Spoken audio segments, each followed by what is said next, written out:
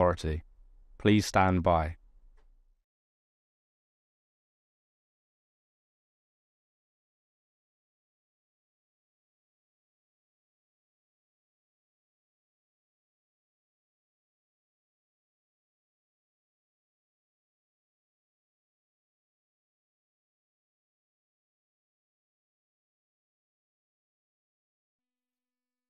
This is the broadcast from City Hall, the home of the Greater London Authority.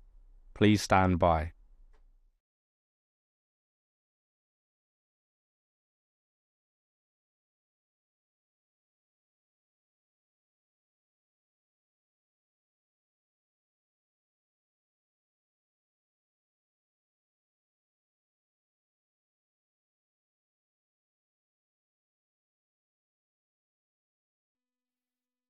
This is the broadcast from City Hall, the home of the Greater London Authority. Please stand by.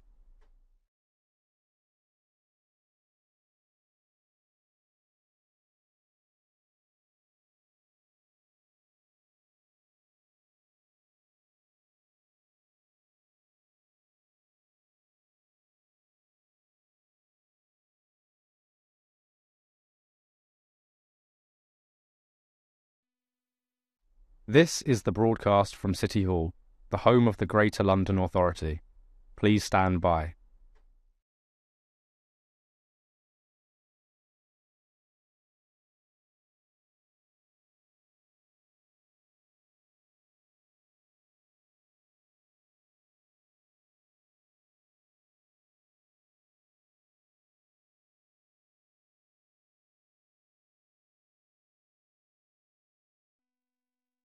This is the broadcast from City Hall, the home of the Greater London Authority. Please stand by.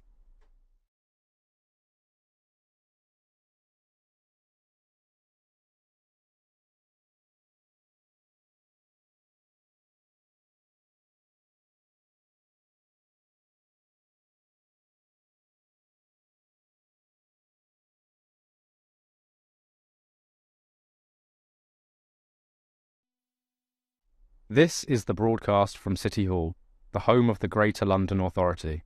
Please stand by.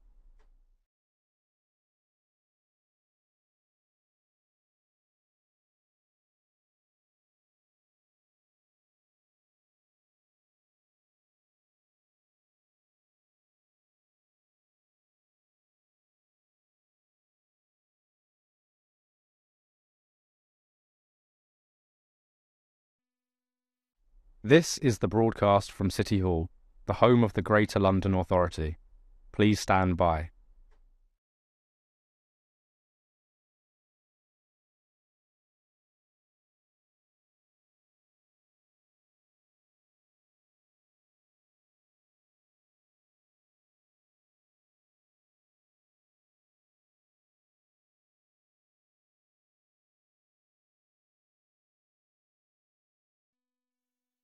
This is the broadcast from City Hall, the home of the Greater London Authority. Please stand by.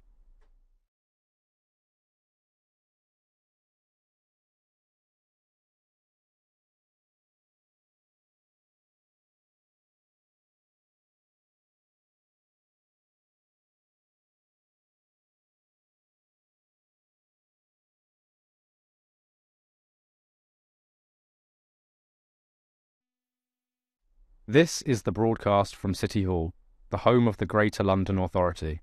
Please stand by.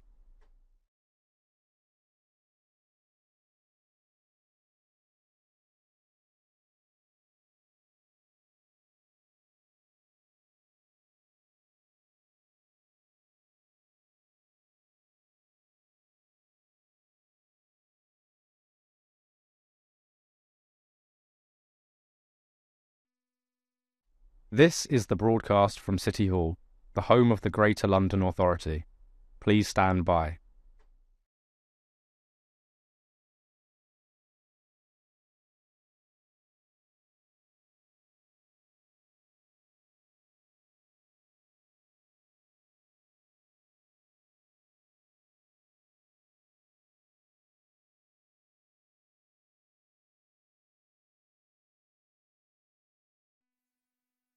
This is the broadcast from City Hall, the home of the Greater London Authority.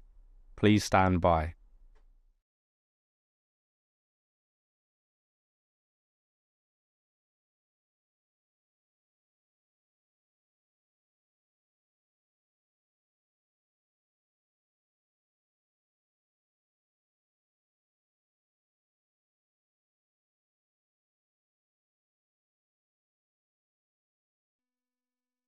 This is the broadcast from City Hall, the home of the Greater London Authority. Please stand by.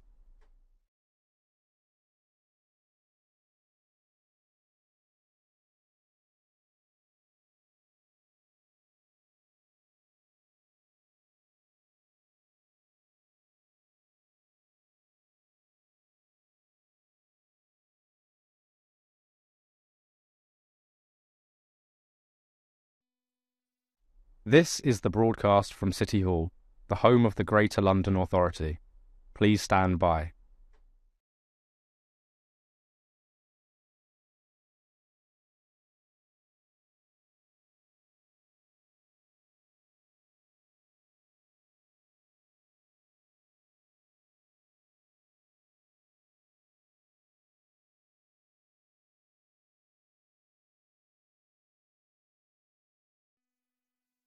This is the broadcast from City Hall, the home of the Greater London Authority. Please stand by.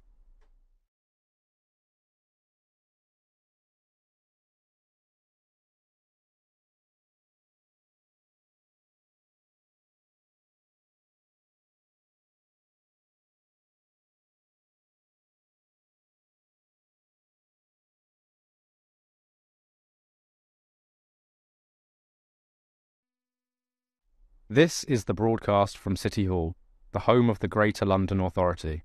Please stand by.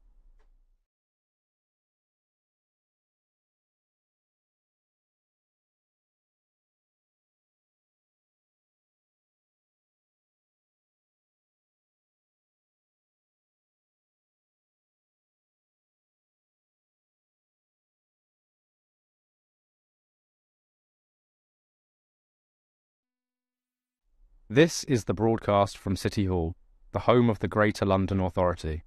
Please stand by.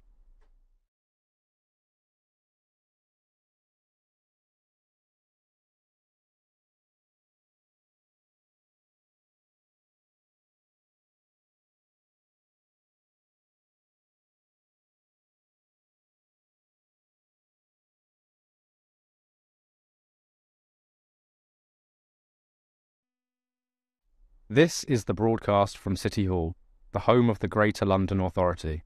Please stand by.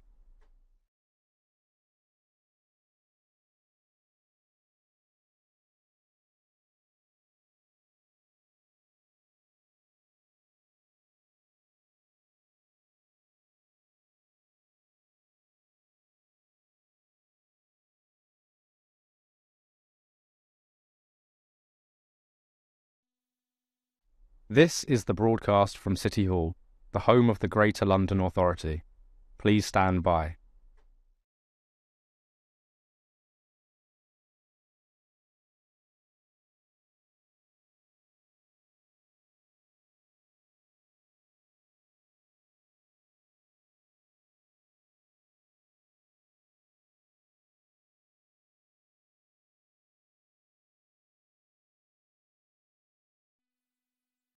This is the broadcast from City Hall, the home of the Greater London Authority.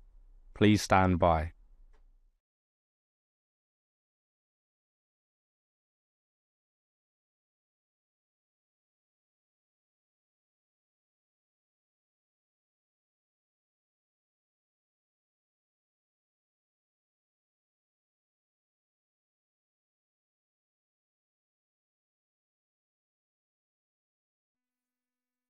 This is the broadcast from City Hall, the home of the Greater London Authority. Please stand by.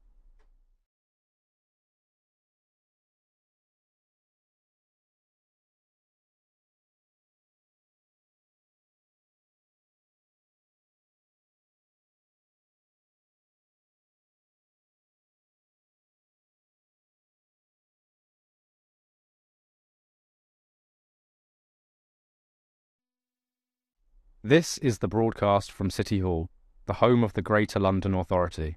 Please stand by.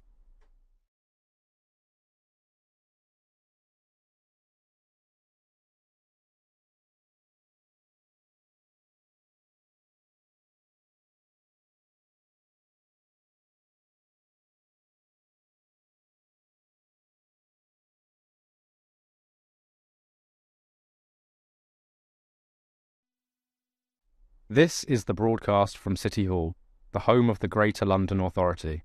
Please stand by.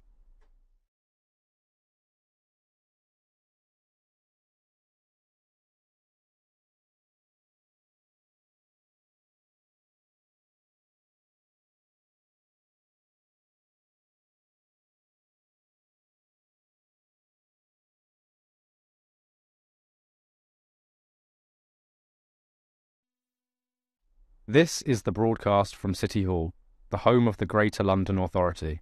Please stand by.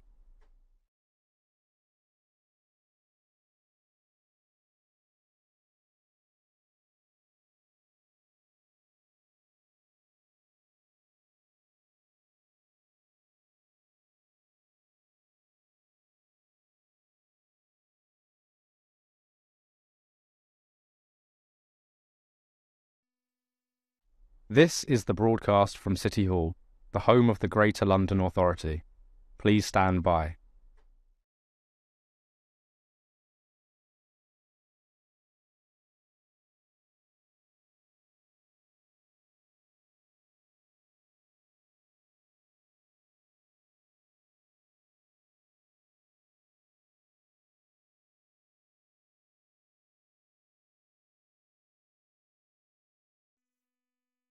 This is the broadcast from City Hall, the home of the Greater London Authority. Please stand by.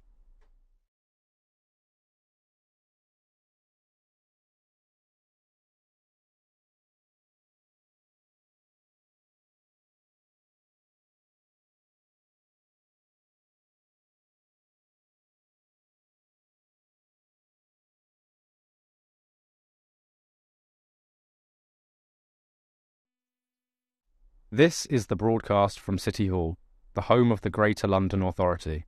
Please stand by.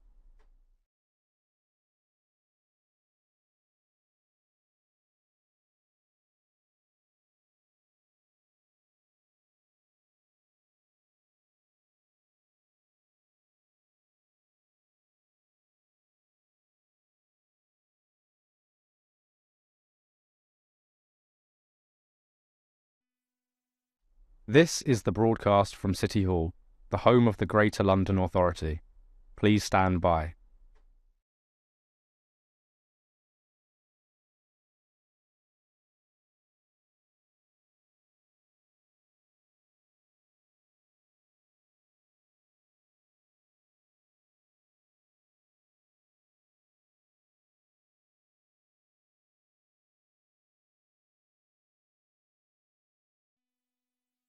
This is the broadcast from City Hall, the home of the Greater London Authority.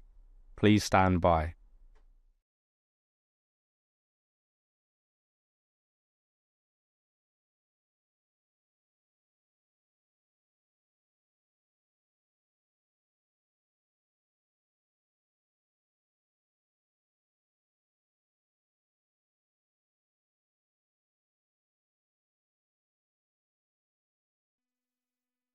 This is the broadcast from City Hall, the home of the Greater London Authority. Please stand by.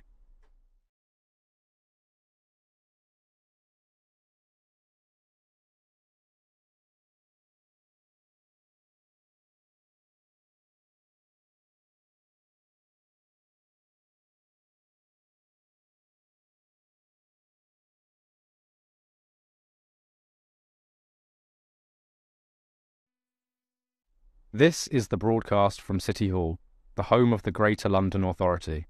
Please stand by.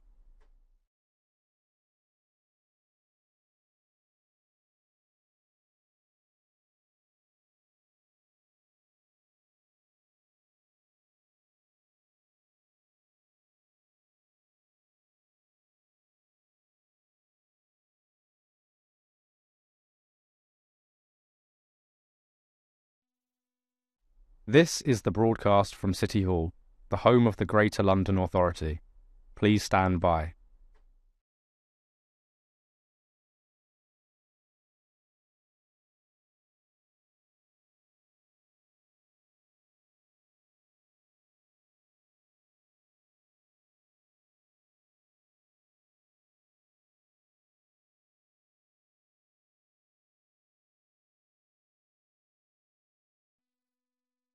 This is the broadcast from City Hall, the home of the Greater London Authority. Please stand by.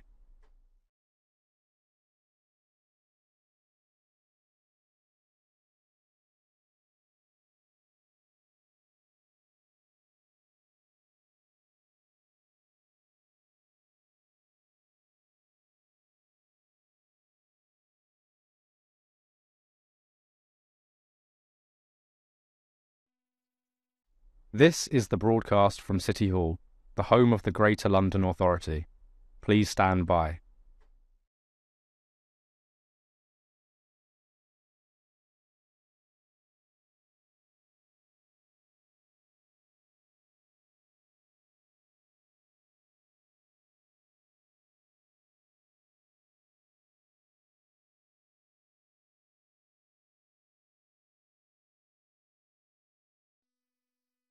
This is the broadcast from City Hall, the home of the Greater London Authority.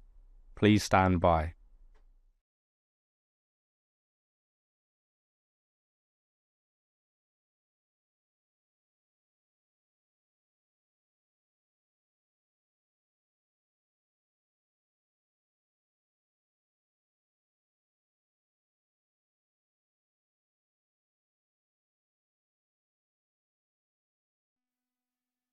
This is the broadcast from City Hall, the home of the Greater London Authority. Please stand by.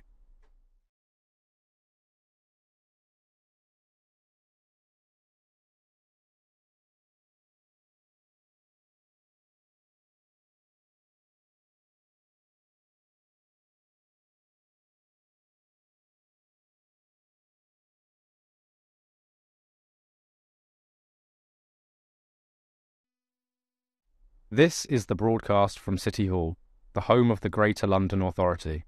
Please stand by.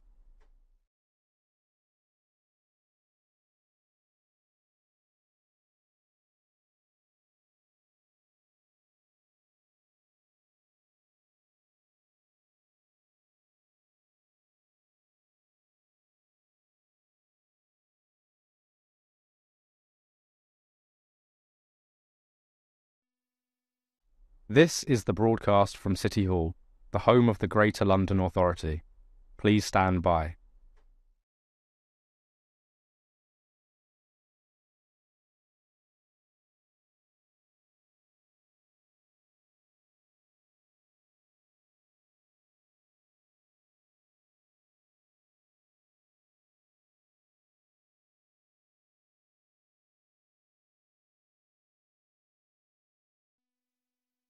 This is the broadcast from City Hall, the home of the Greater London Authority.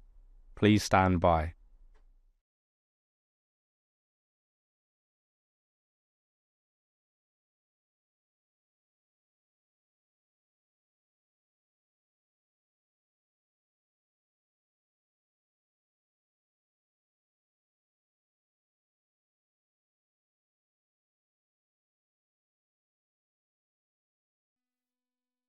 This is the broadcast from City Hall, the home of the Greater London Authority.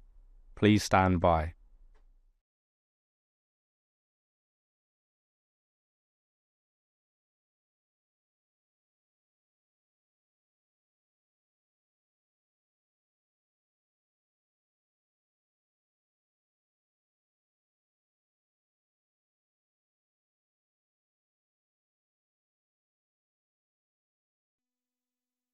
This is the broadcast from City Hall, the home of the Greater London Authority. Please stand by.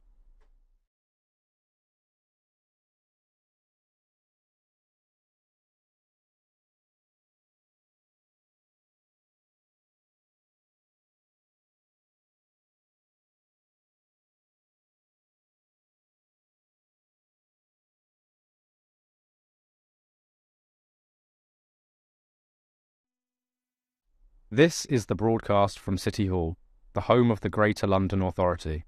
Please stand by.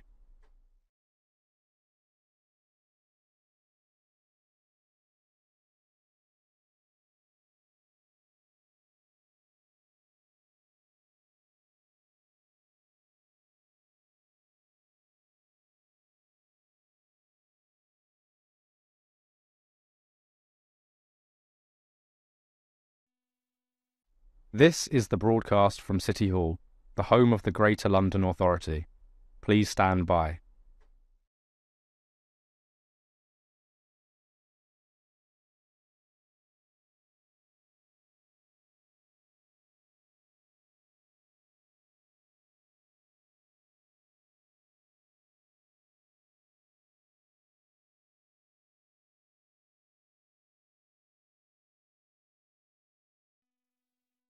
This is the broadcast from City Hall, the home of the Greater London Authority.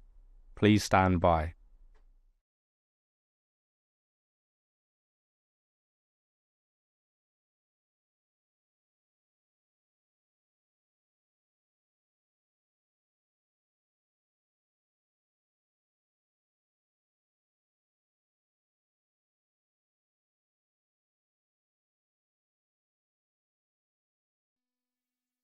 This is the broadcast from City Hall, the home of the Greater London Authority. Please stand by.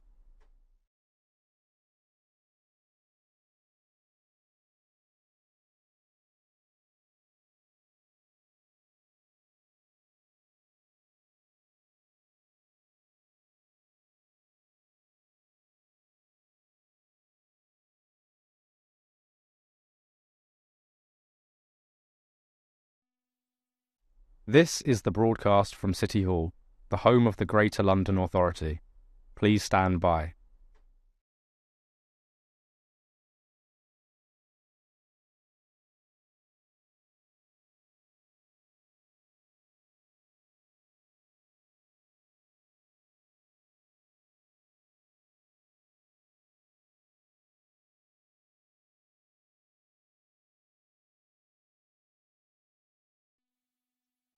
This is the broadcast from City Hall, the home of the Greater London Authority.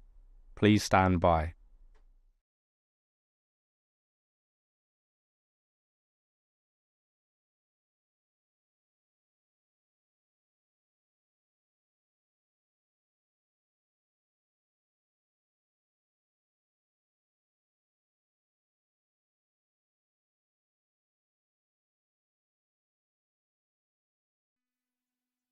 This is the broadcast from City Hall, the home of the Greater London Authority. Please stand by.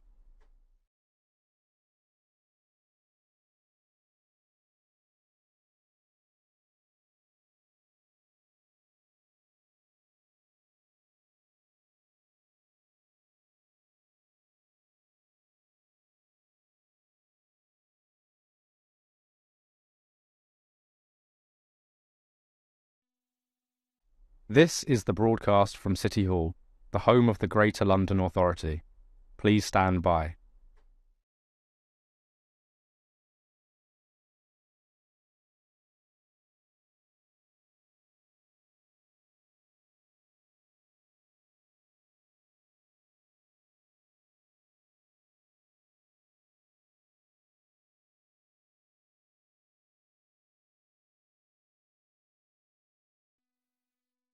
This is the broadcast from City Hall, the home of the Greater London Authority. Please stand by.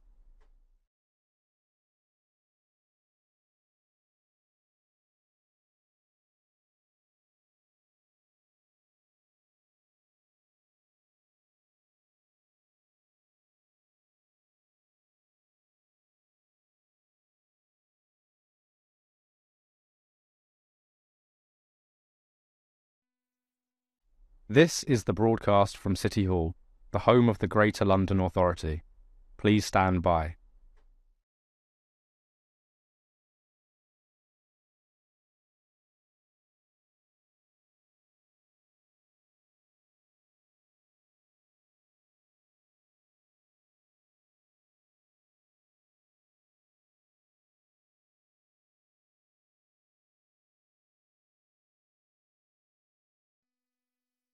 This is the broadcast from City Hall, the home of the Greater London Authority. Please stand by.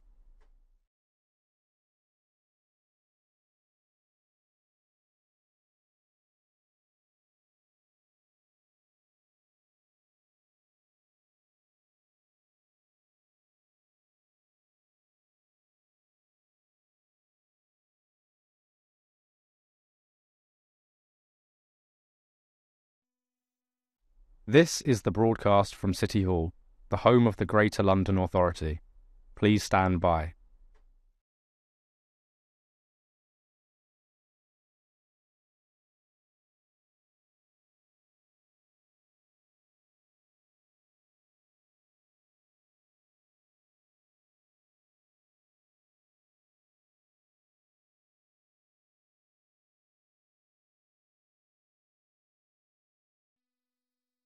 This is the broadcast from City Hall, the home of the Greater London Authority. Please stand by.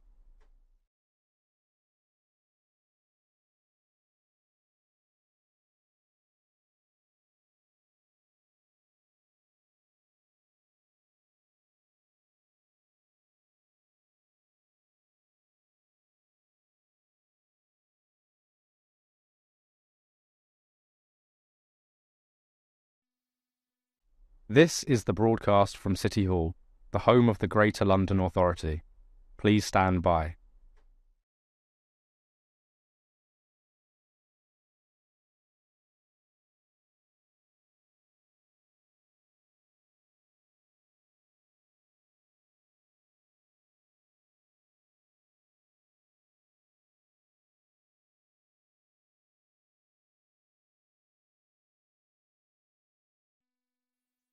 This is the broadcast from City Hall, the home of the Greater London Authority. Please stand by.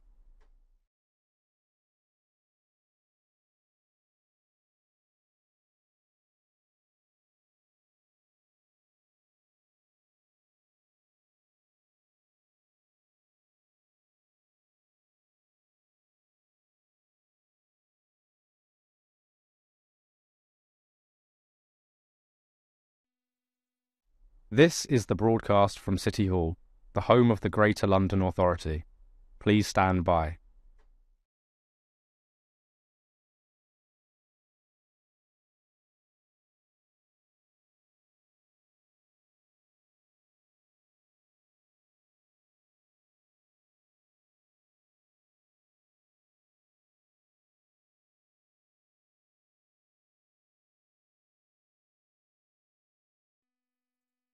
This is the broadcast from City Hall, the home of the Greater London Authority.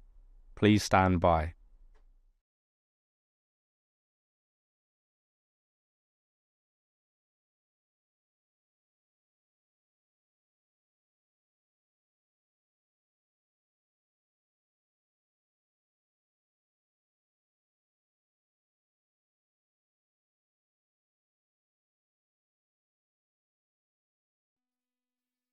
This is the broadcast from City Hall, the home of the Greater London Authority.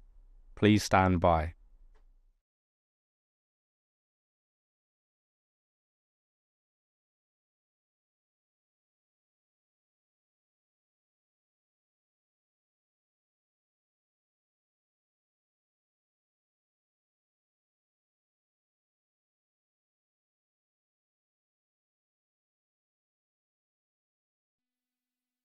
This is the broadcast from City Hall, the home of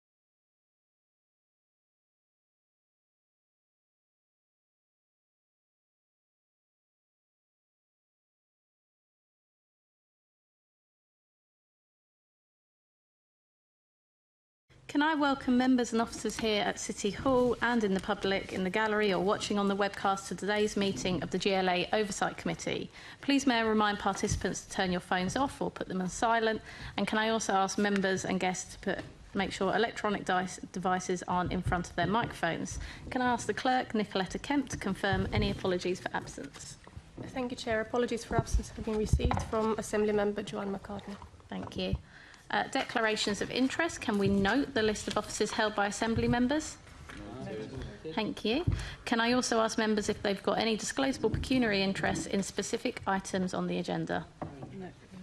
Thank you. On the minutes, can we confirm the minutes of the meeting from the 27th of February 2025 to be signed by me as a correct record?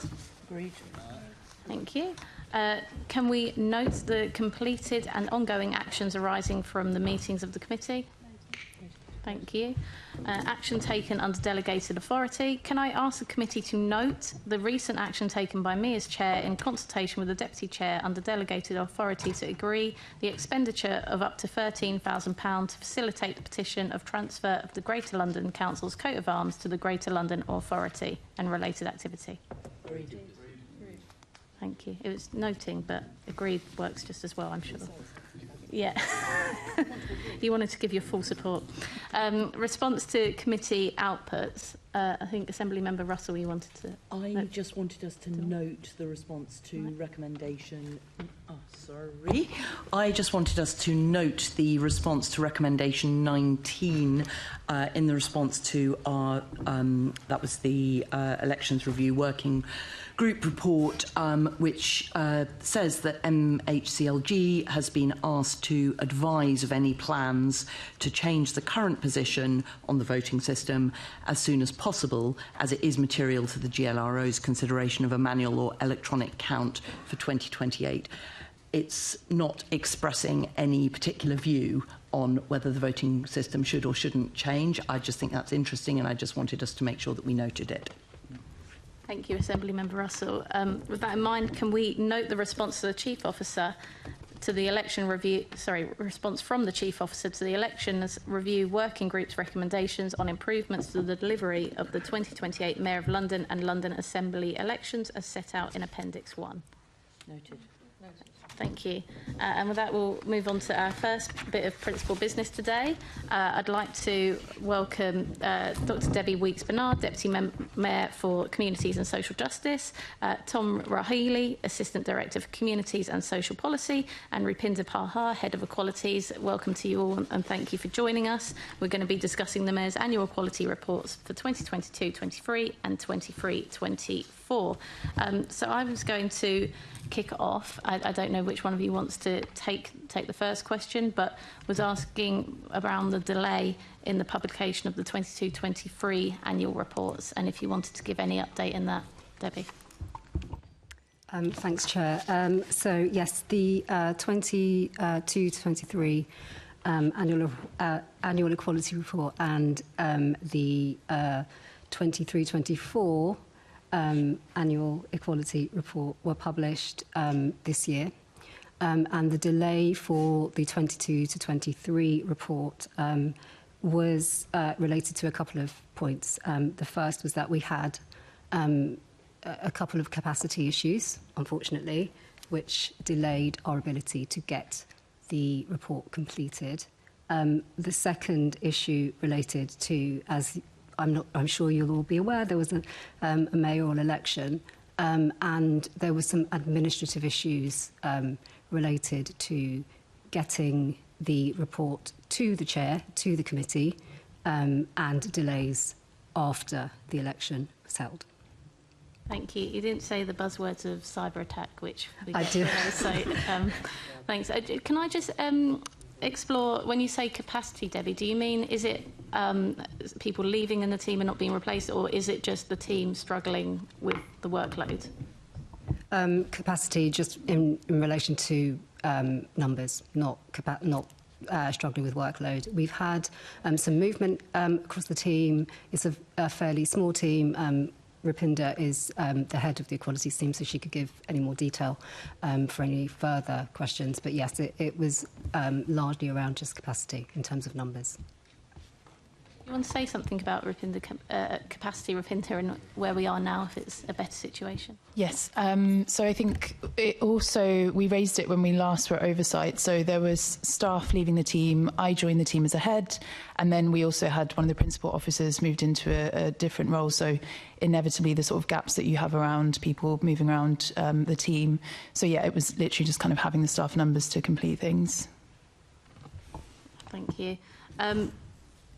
Just wanted to come on to as well. I think that we'd spoken to you before the meeting to give warning we were going to raise this, but we did write in January 2024 with a series of recommendations and didn't get a response to that letter. Have you seen that letter, and do you have a response you can give us here? Tom? Thanks, Chair. So we were only made aware in the run-up to this meeting that you, Chair, had not received a response to that letter, and so I think we all offer our apologies for that. A response was drafted in February of last year and cleared by the Deputy Mayor. That response went up to the kind of correspondence unit to be kind of issued to the committee. As I say, we sort of found out, I think it was Thursday last week, that the committee hadn't received that. So we're looking into why that is the case. Clearly, that shouldn't have been the case. You know, I'd say a response was drafted and cleared by the kind of Deputy Mayor, and so we're kind of looking into why it wasn't issued. Obviously, if it's helpful now during the course of these discussions, we can get into the kind of recommendations and kind of responses to those. Yeah, I mean, if you did have any further response to those recommendations, it would be good. So the response is included in the letter, but obviously, unfortunately, you haven't received it. So we can go through some of them for you now, or we could just ensure that we get the letter to you so that you can see our responses, the Mayor's responses. But there were, I think, 4 main recommendations. 2 of them, the first 2, in relation to the publication of a strategy, making sure that we've got performance measurements, making sure that there is governance over delivery of those of the objectives. So if I can give you a couple of answers in relation to those 2, and then the third one was in relation to making sure that the team is adequately resourced, and the team is adequately resourced, but we can also give you some information as to the cost for the team. So in relation to the first 2 recommendations, there is no new EDI strategy forthcoming. A decision was made to publish the objectives, 14 objectives reduced down from 39. The decision made to not produce a strategy was partially because of those capacity issues that we've mentioned before, but because there were a number of other priorities that we needed the team to be focused on, we thought it would be a better use of their time to work with other teams across the GLA, with other functional bodies in relation to a number of equality-related activities and policies and issues, rather than doing all of that work that we know is needed to produce a strategy. And we'd want to make sure that we produce a strategy that's a good strategy and also one that enables us to do a lot of work with the many stakeholders that we have good working relationships with. So, I mean, some of the activities just for committees info relate to the producing of Building a Fairer City. It's an equalities document and initiative which was developed by the London Recovery Board, which is now the London Partnership Board. The equalities team took on a role of making sure that all of the activities conducted by the Recovery Board and the now Partnership Board met equality obligations. So that took up a great deal of their time. Also LARCH, it's an initiative run by the NHS that we've been working on with them. And then lastly, the London Policing Board. There is, obviously, as you'll know, there is a response that the responsibility that the London Policing Board has to respond to the recommendations of Baroness Louise Casey, and the equalities team have taken on the responsibility of making sure that all of the equalities elements of that work are met. So it was a reprioritising of the team's areas of work. Thanks, Chair. Just to build on that, I know the recommendation sort of kind of made kind of reference to kind of clear measures and kind of what that kind of performance framework was. I suppose our view is that the qualities objectives that are there set out an overview of how kind of success is measured. So for each objective, the objectives that were published in 2022, at the sort of November 2022, set out both what the overall objective is for each of them, the kind of range of kind of programs and areas of work that the GLA kind of contributes in towards of achieving that objective for London, and then sets out a kind of a clear section on how kind of success will be measured, what are the kind of things that we will look at that are both qualitative measures in some case, but also have quantitative impacts within them. So, for example, under the first objective, you know, the objectives clearly set out like it is the number of housing starts and kind of the impact of kind of housing delivery that we will measure our success against. So, you know, actually that performance framework is set out within those objectives. Just in terms of the kind of governance and then how the team works and how I and Rupinder and the kind of wider team work across the GLA. So formally, reporting of those objectives takes place annually through the Mayor's annual equalities report. There's also, as Debbie has said, a lot of work that takes place throughout the year between the GLA's equalities teams and teams across the organisation to make sure that we are providing both the expertise but also some of that kind of peer support and accountability and kind of scrutiny about how we are delivering and kind of furthering those equalities objectives. So the team works very closely in kind of partnership and a kind of collaborative cross-organisational way to support, for example, those teams in the production and then the scrutiny of equalities impact assessments in relation to the work of those programmes that are set out under each of those objectives. That's a set of work that actually is not, you know, what we're required to do legally is to publish those objectives, but actually the team has really sought to kind of think about actually what does best practice look like in terms of that work of both the kind of the support for those teams, but the scrutiny in terms of the production of those equalities impact assessment. And so that's something that is taking place on that kind of ongoing basis. The team and the kind of officers within the team then are also there to provide that kind of equalities expertise.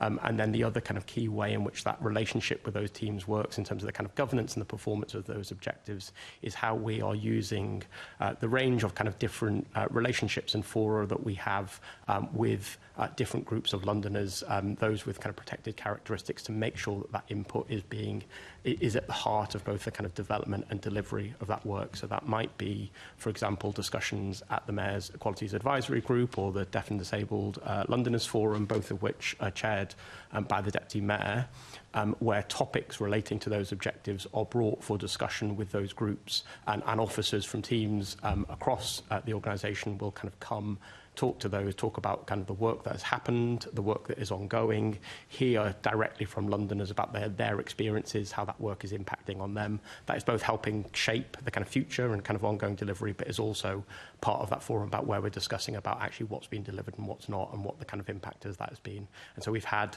discussions in relation to kind of housing and retrofit and air quality, advice and kind of covering a range of different topics.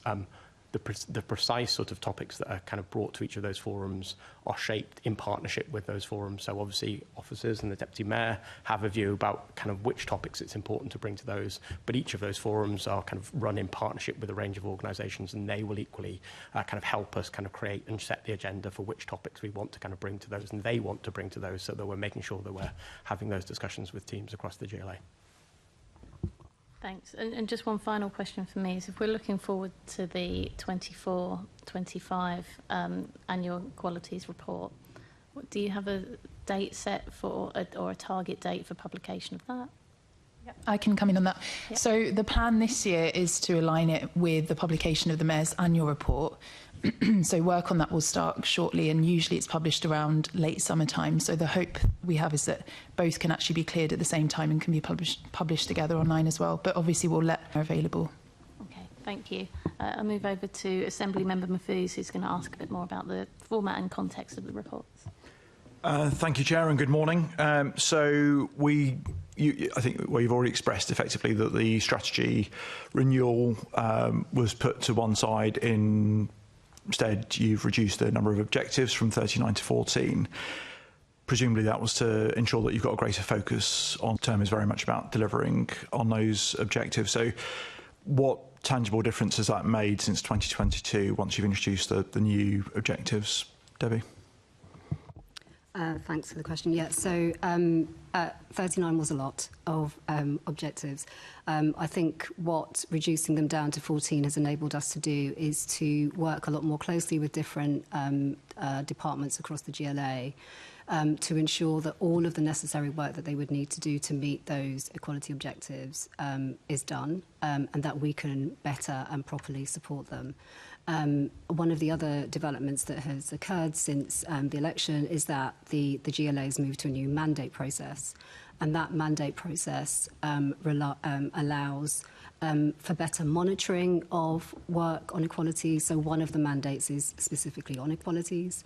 There is an equalities cross-cutting principle, which means every single mandate has to have due regard to equalities work and to ensure that the policies that are developed do not increase inequality. And what that also allows us all to do is to ensure that the objectives that are listed, all 14, are much more closely aligned to the work that we are doing and driving forward through the mandate process.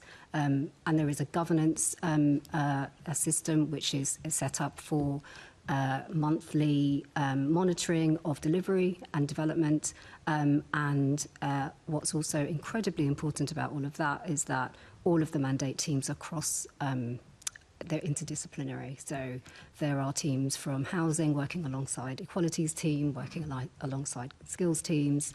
We have deputy mayors from all the different remits sitting on different subcommittees. So it really does enable the conversation about those objectives, about delivery, about work, and equalities to happen at the same time and to happen on a monthly basis. So yeah, we're hoping, we've already seen that the reducing down of those objectives combined with the mandate process has enabled a better cross-fertilisation of conversation. So, I mean, we'll come to the objectives in a moment, but clearly you've got very much a cross-cutting, themed portfolio weight, and you're clearly saying in terms of one of those mandates and impacting on, in terms of equalities, impacting on every single mandate across the board. And you've all answered in terms of that cross-body working. So you've got, obviously working with all of the other teams. When you look at the objectives, there's, as you say, housing, skills, income support, all those sorts of things. So what difference does it make to have your role and your team in terms of making sure that these objectives are actually on track? I can pick, let me think.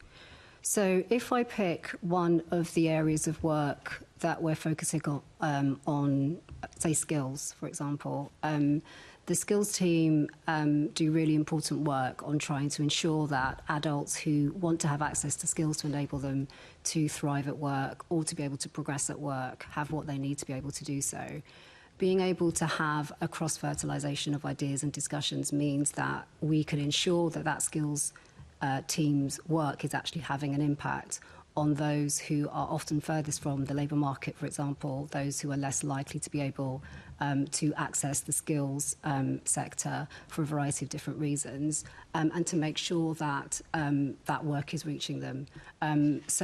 For example, ever since the skills budget was delegated to the mayor, there's been around 1 million learners who've benefited. And what's been really important about that is that around 69% of all of those learners are women, and around 61% of them are from minoritised backgrounds. And the reason that that's important is because we know that there are some minoritised backgrounds, people from minoritised backgrounds in London, who either experience long periods of unemployment, economic inactivity, or are not necessarily properly represented at some of the senior levels in jobs across the city. And what being able to make sure that those communities get access to those skills means that we are playing our part in trying to help them to access work, to progress in work, to realise aspirations, to access more senior roles.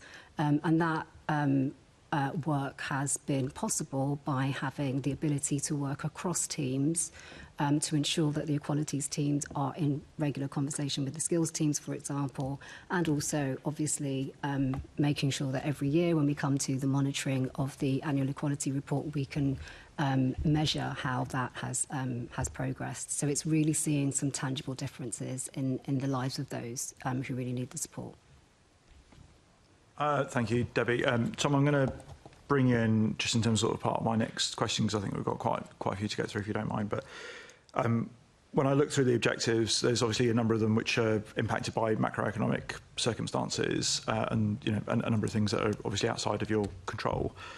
Cost of living crisis, the housing crisis, lack of building, for example. How do you, how does that impact in terms of your ability to achieve what's set out back in 2022? So, yeah, that's a really good question.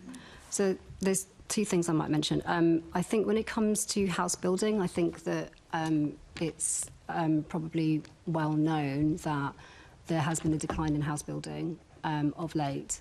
And some of that has to do with the circumstances that London finds itself in, because it's very expensive to build homes in London. The costs of building, but also the costs of renovating and maintaining quite old housing stock in London does actually take away from the ability to build new homes. So we know that there are housing associations and councils who, because they have to ensure that the housing that they have is of good standard, is decent for people to live in, is energy efficient, that takes away some of the monies that they would have ordinarily spent perhaps on building new homes.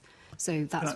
Can I pause you on that one, actually, Debbie? Because, I mean, one of the challenges is that we know people from minoritised ethnic groups particularly are living in poor condition property. So actually, you've set a target there in terms of making sure that we're building new homes, but actually having many more people living in unsuitable accommodation, whether that's council, housing association or temporary accommodation, is clearly a very big thing for very many, an increasing number of people across London. How is that taken into consideration when, obviously these targets were set before that became as big an issue as it is now? Yeah, no, I think that is a fair point. And I think that there needs to be clearly the balance between ensuring that the new homes are being built at social rent, obviously for those on the lowest incomes, to be able to not have to spend a significant amount of their income on rent, as we know is currently the case for those on some of the lowest incomes, but also to ensure that we are doing what we can to support councils and indeed housing associations to maintain the upkeep of those homes. The other area that I was just going to mention, because you mentioned the cost of living crisis, is volunteering. We know that the numbers of volunteers have fallen significantly. During COVID, we know that there were huge numbers of people who joined mutual aid groups, who were furloughed and who gave their time to many of the charitable and faith organisations who were delivering food, medicine, etc. Vision for Volunteering is a report which was published just last week, which has noted that there has been quite a fall in the numbers of people who are willing to volunteer, and that is largely down to the cost of living crisis. People have less time to give, they're spending more time at work, they may have more than one job, and I think one of the issues that we do need to be acutely aware of is that we have so many people here in London who are willing to give their time freely, willing to give their expertise, but because of costs are unable to do so, and we know that charitable organisations really rely on volunteers. So we will be, as a result of that report, working really closely with many of the volunteering infrastructure bodies like London Plus and many of the CVSs around the city to ensure that we are working together to try to ensure that the charitable organisations have the numbers of volunteers that they need to be able to do their work effectively. I can definitely back that up as somebody who was in the, running a charity in the charity sector up until relatively recently. Certainly saw that that movement there in terms of for volunteering, but of course volunteering is also a means to an end for many people in terms of developing their skills, which is is really important. I'll bring you in, Tom, but I just wanted to also sort of move the conversation on to the annual equalities reports themselves, the format that they're in, how they're published, and how you make sure that they are engaging, so they are documents that are actually worthwhile publishing in the first place, and that people feel that they are a useful tool both internally but also externally. Yeah, no, absolutely. We've been working really hard to try to make them as accessible as possible. We know that, so as much as we're all interested and want to look at equalities and the progress that has been made, not everyone in London may share in our desire to read our annual equality report. So what we need to try to make sure that we are doing is making it accessible for those, particularly for many of our disabled readers, to those who have various cognitive or learning difficulties, and making it as easily accessible as we can. And it's something that we have been working on. Tom mentioned that we've got a couple of really important stakeholder fora that we meet with regularly. One of them is called the Deaf and Disabled People's Organisation Forum, or the DPO Forum. And they have worked really well both with us but also with our skills teams and with others to make sure that the GLA more generally is making sure that its output, its events, its reports are as accessible as possible for everyone. And so we do consult with them as regularly as possible to ensure that the reports that we are writing, particularly something as relevant as the annual equality report, is accessible, and we will be engaging with them throughout to ensure that it's continuously meeting their needs.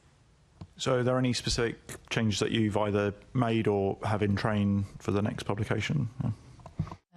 I can come in on that. So we, as Debbie says, we work with partners to make sure that the reports are visibly accessible. So although it's online as a PDF at the moment, our colleagues in the digital team are doing some work to make sure it's in an accessible format for disabled readers. We're also doing a bit of work to, because we've got kind of less objectives, we're seeing if there's ways that we can kind of bring some of the data to life a bit more, even visually, etc., and kind of show the progression over the years. But at the moment, we don't have anything kind of fixed in terms of that. So we would also welcome any recommendations from the committee on that. And in terms of the data sets that you've got, are they currently publicly available? Would you be happy to share that publicly in terms of how people can access it?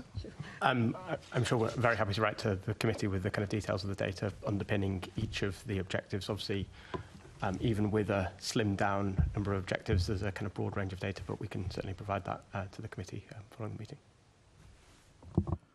Great, okay, thank you very much. Thanks very much. We're now going to move on to talking about the actual reports themselves and content of what's within them, the published report says. So I'll move first to Assembly Member Russell. Thank you, and good morning, everyone. So just broadly, first of all, Debbie, if I can ask you to just give us a bit of an outline about how you feel that the Mayor has achieved his 2018 EDI strategy and the 2022 equality objectives. Sure. So even though it's reduced down to 14, there's a lot in there. So I'll just pick a couple of areas that I think are worth mentioning. One of the areas that we've seen some real significant progress, and which is also really timely, given that we've just been having a conversation about cost of living, is the work that we've been doing on financial hardship. We have, since the first report was published, engaged in funding a number of advice-giving organisations to ensure that people who are on some of the lowest incomes or who are experiencing debt or other forms of financial challenge have what they need to get by. And so since the first report, since the strategy was published, the Mayor's invested around £12 million in total to advice organisations like London Citizens Advice, to London Legal Support Trust, to a range of community-based organisations where we've placed welfare advisors in schools, in GP surgeries, in faith organisations, baby banks, etc. That investment has led to around £50 million in total being put back into the pockets of just under 100,000 people.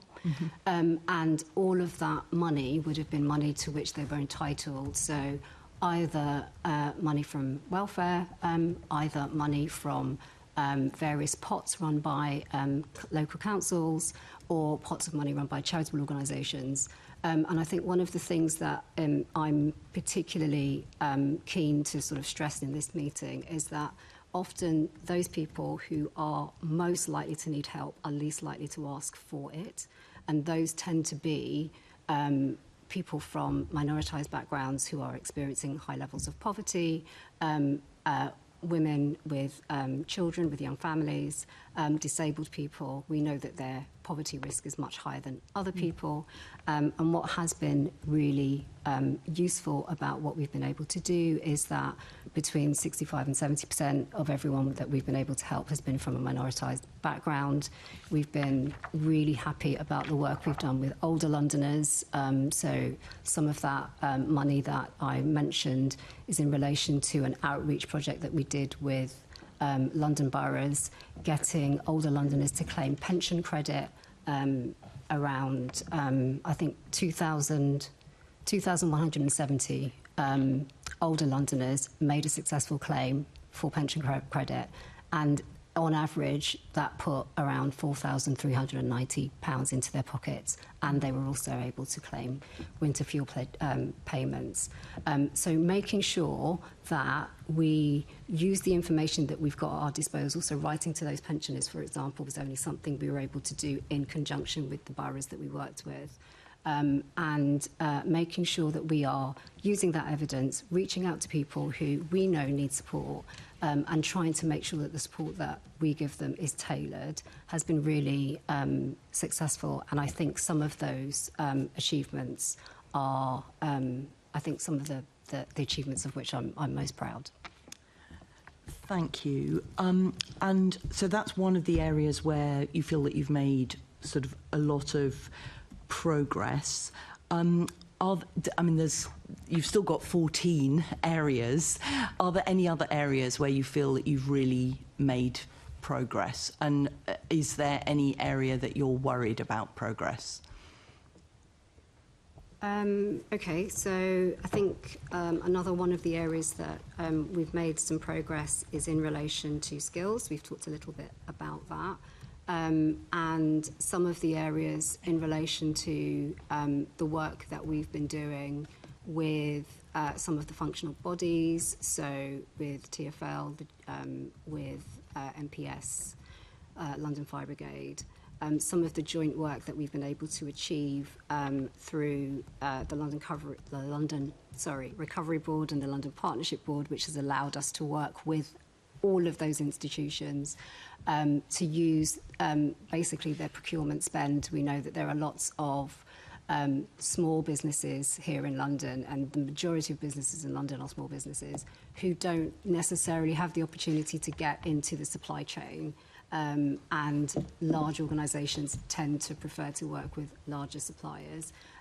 What we've been able to do, working with all of those functional bodies and other institutions, is to get them to commit to spend at least 30% of their procurement budgets on small businesses and diverse-led businesses.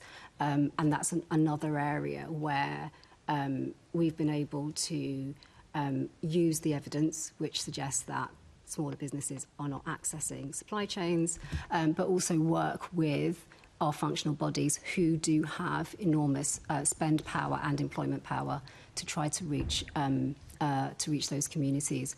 I think one of the areas perhaps where we need to do a little bit more work is around health. We have a health inequalities strategy which was published.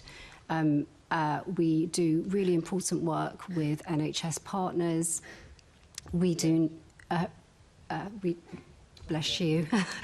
we do know that there are certain communities, unfortunately, who are more likely to experience certain types of diseases and certain types of health conditions. And what we want to continue doing is trying to drive down some of those associations between, for example, those from particular communities are more likely to have dementia or more likely to have various respiratory diseases. We know that there remains an issue with regards to how late people present to their GPs or to health services, and that we want to continue to try to work with NHS partners to try to do the proper outreach to those communities, so that we can bring some of those rates down. And I think there's just more that we can do there. And we are looking forward to working with health teams on the development of the Mayor's health inequality strategy. There will be a refresh of the health inequality strategy, and we want to ensure that we are working as closely with them as we possibly can.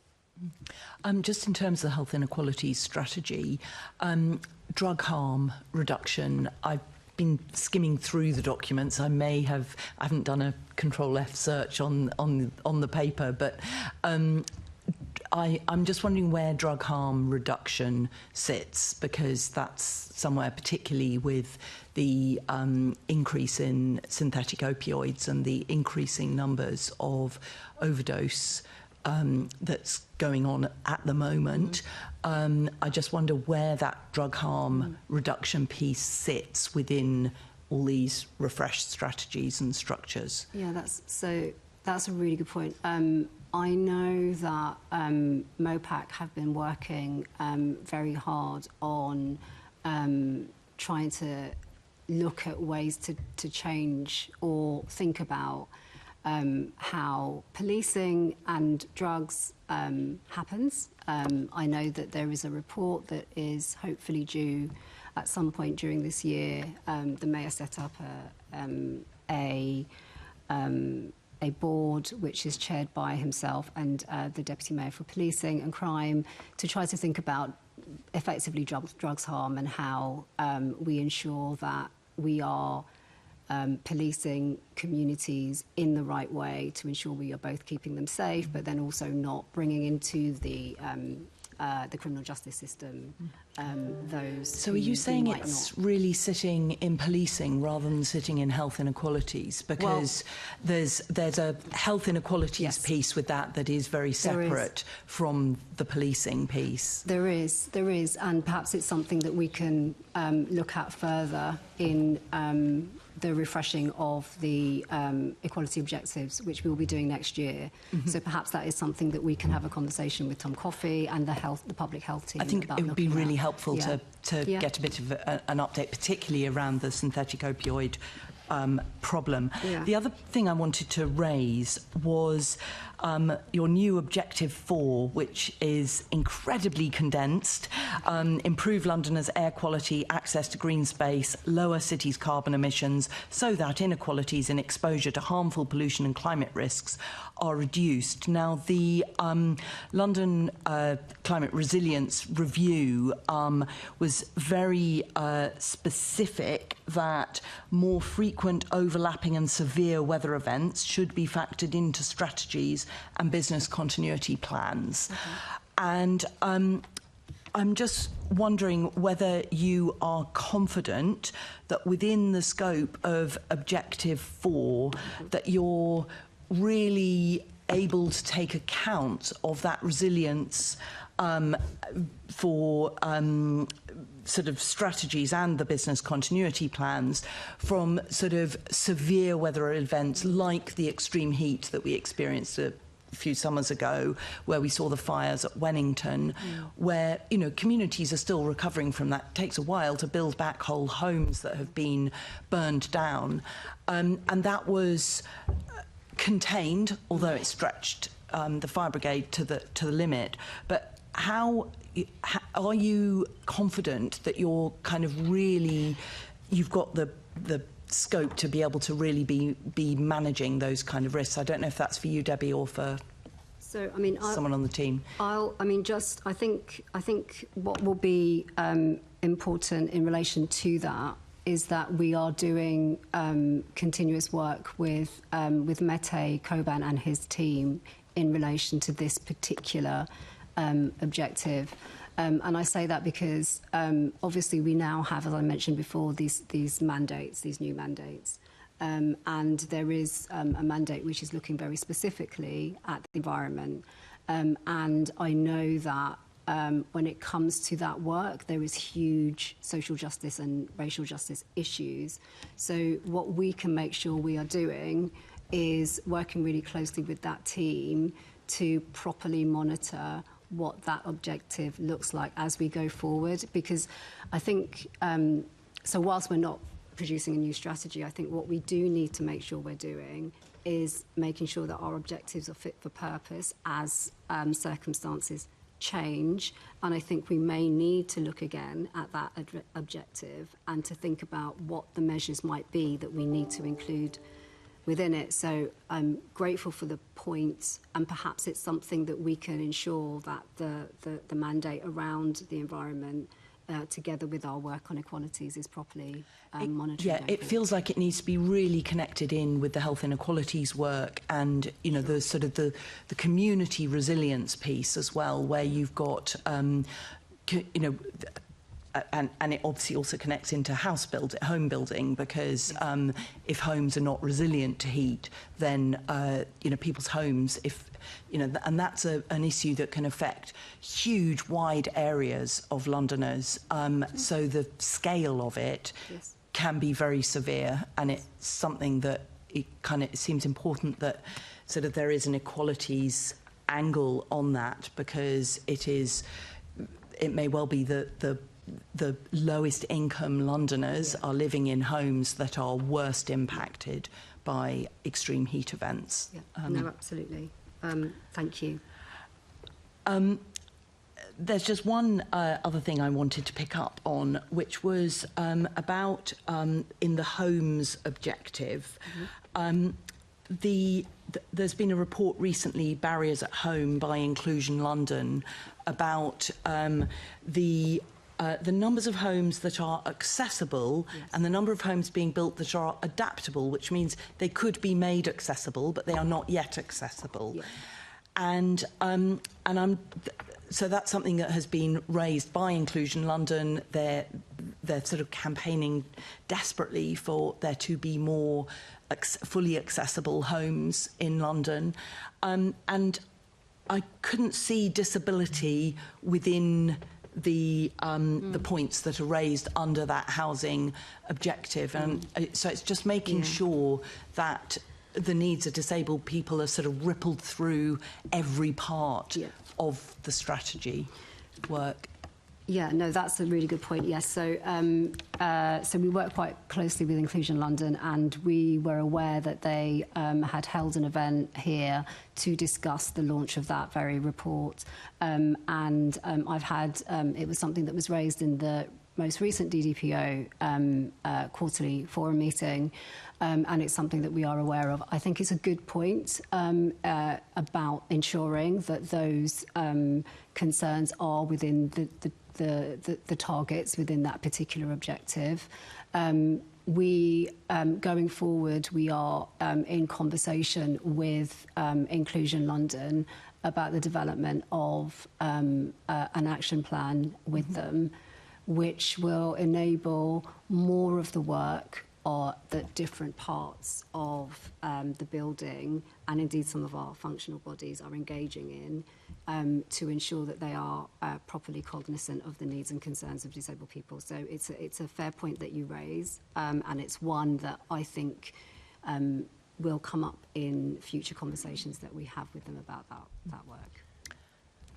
Yes, Tom. I was just going to add briefly on that point. I suppose it feels like quite a good example of that kind of continuous nature of kind of partnership, and how actually with organisations such as Inclusion London and other members of the Deaf and Disabled kind of Londoners Forum, where we set objectives at a point in time, but then both pieces of work that are done or the experiences of London kind of change over the course of that time, and the importance of that partnership and the kind of strength of the relationship between Debbie and those organisations, but also between the team and officers and those. That means that actually we're able to have that kind of ongoing kind of conversation. So that is coming back to kind of things like the Deaf and Disabled Londoners Forum, that work that is kind of taking place to say, actually, how are we kind of understanding the issues that are kind of raised in reports like that? How are we kind of working together?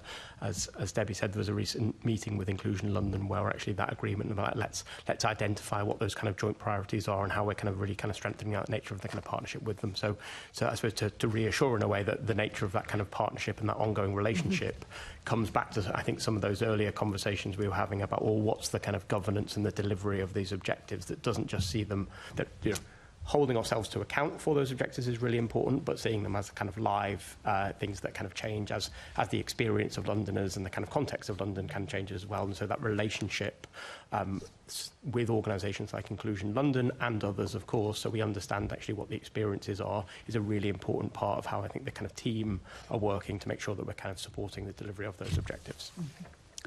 Rupinder, did you want to come in? You yes, kind of looked like you did. Yes, just to add an additional point specifically on Inclusion London, so as well as us having a close working relationship with them, we have the refresh of the London plan ongoing at the moment, so there's going to be a really tangible opportunity for them and the partners in the Deaf and Disabled People's Organisations Forum to help to shape the London plan, because that's something that they mentioned quite a lot in their research in terms of accessibility, availability of housing at social rent, etc. So we're trying to provide really tangible opportunities for them to feed into that. Great, thank you very much. Back to you, Chair. Thank you. Assembly Member, are you catching my eye? Yeah, my question's on Inclusion London, which is why I thought it'd be really good if I came in right now, if that's okay, Chair, because you've talked about this partnership with Inclusion London, which is brilliant. But if we were to look at the objectives, for example, Objective 13, Londoners from all walks of life feel heard and see themselves reflected in the public realm. Inclusion London have been pushing for a disability champion to be working alongside you. The partnership is fine, you know, in the context that you're saying, but these are individuals who are working on their own time, volunteers who are coming in and working with you. Having somebody with lived experience actually within the team structure of the GLA would actually make a massive difference. And I've not heard anything specifically from you, Debbie, on this, but I'd like to know why you're not supporting that position. So yeah, we're aware of the Disability Champion ask that Inclusion London have made. They've made it with me directly, and I know they've made it with you and with the Assembly.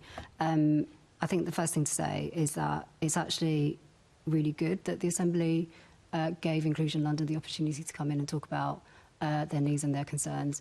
I don't think that we have enough awareness raising about the experiences that disabled people have, just of society more broadly. So I did just want to say to the Assembly that was a good thing that you did, giving them that opportunity, and I'm really grateful for that work. The second thing to say is that I have had conversations with them about that very issue, and we have agreed that we will develop a disability action plan with them, that we're not taking forward the champion ask, but we are taking forward the action plan ask. And the reason for that is because I completely agree with them, and the nature of the conversation that we've just been having demonstrates that. I completely agree that we need that strategic oversight that a plan would enable us to develop over all of the work that happens across the GLA and indeed across the functional bodies, and making sure that a lot of the work that we do centres their experiences.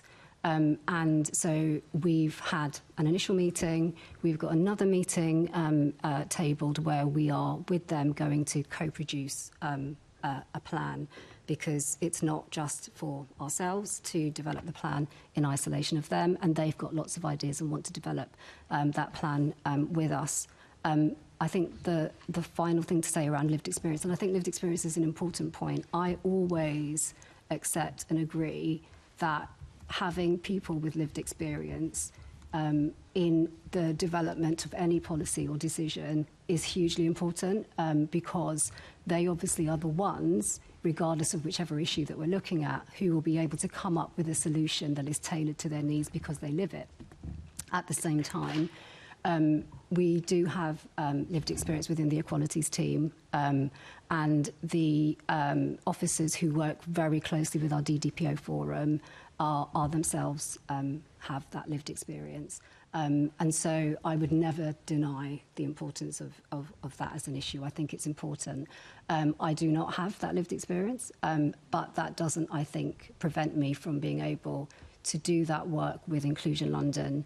And we've had some really good achievements come out of the DDPO forum. We've been able to do really important work with the London Plan team, with the team developing the London Growth Plan. We've even had the DDPO members have really good and fruitful conversations with TfL and LFB over various policies that they're developing. So we know that it's a group of individuals. Yes, they are volunteers when they speak to us, but whenever they engage in our DDPO forum, we always reimburse them financially for their time, because we recognise that that's I'm pleased to hear about the fact that you've done this work, that you're doing the action plan. These are all good things, but there are many people here, and pretty much all Assembly members voted and agreed that we needed to have this initially. So I think Inclusion London needs to have a little bit more say in terms of having somebody with a lived experience working and being a role model. A role model is what they need to see, and I think if you achieve that, Objective 13 would be a big tick when that happens. But I'll leave it there. Thank you. Assembly Member Georgiou. Thank you, Chair. Good morning, all. And Debbie, is this the first time I've been able to speak to my new role as an Assembly Member? Do you prefer Dr Weeks-Bernard, Debbie, or Madam Deputy Mayor? Your Royal Highness. Debbie is fine. Debbie's fine, all right. Well, Debbie, so how many homes have been started from the £4 billion 21 to 26 affordable homes programme? So I know that in 2023 to 24 there were 10,900 or so homes that were started in that year, and that around 42% of those homes were for social rent.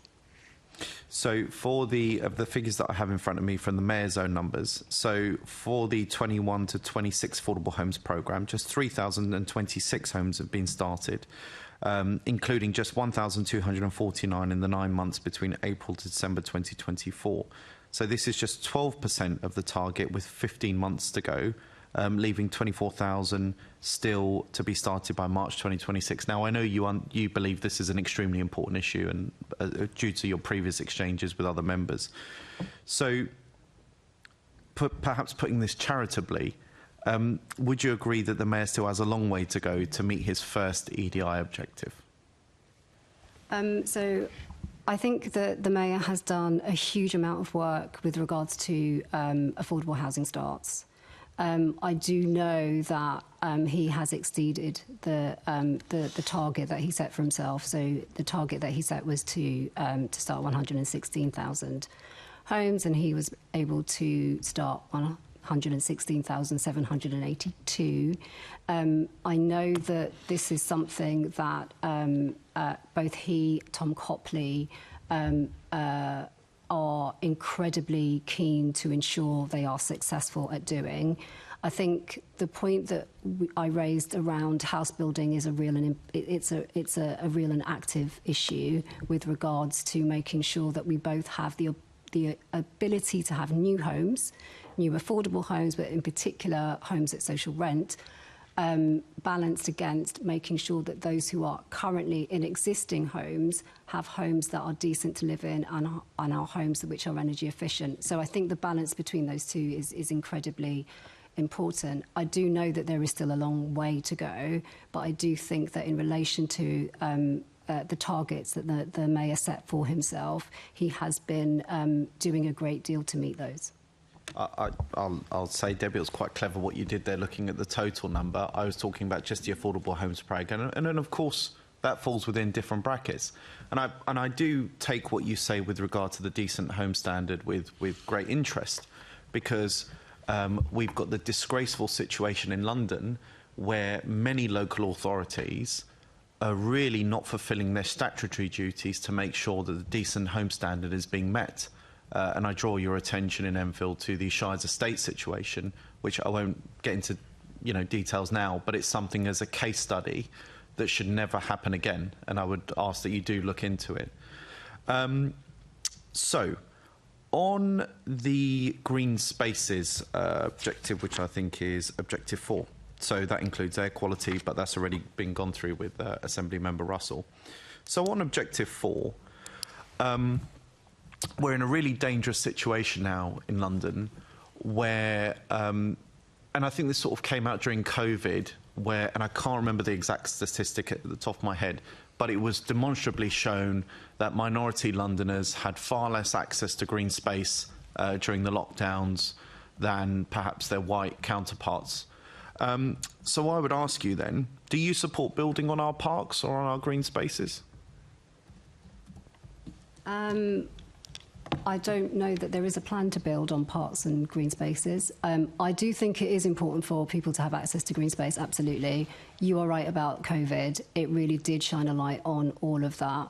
I think that, I know that Mete Koban, who is the Deputy Mayor for Environment and Energy, has talked quite a lot about ensuring that, in particular, those on the lowest incomes and those from minoritised backgrounds have access to as many green spaces as possible.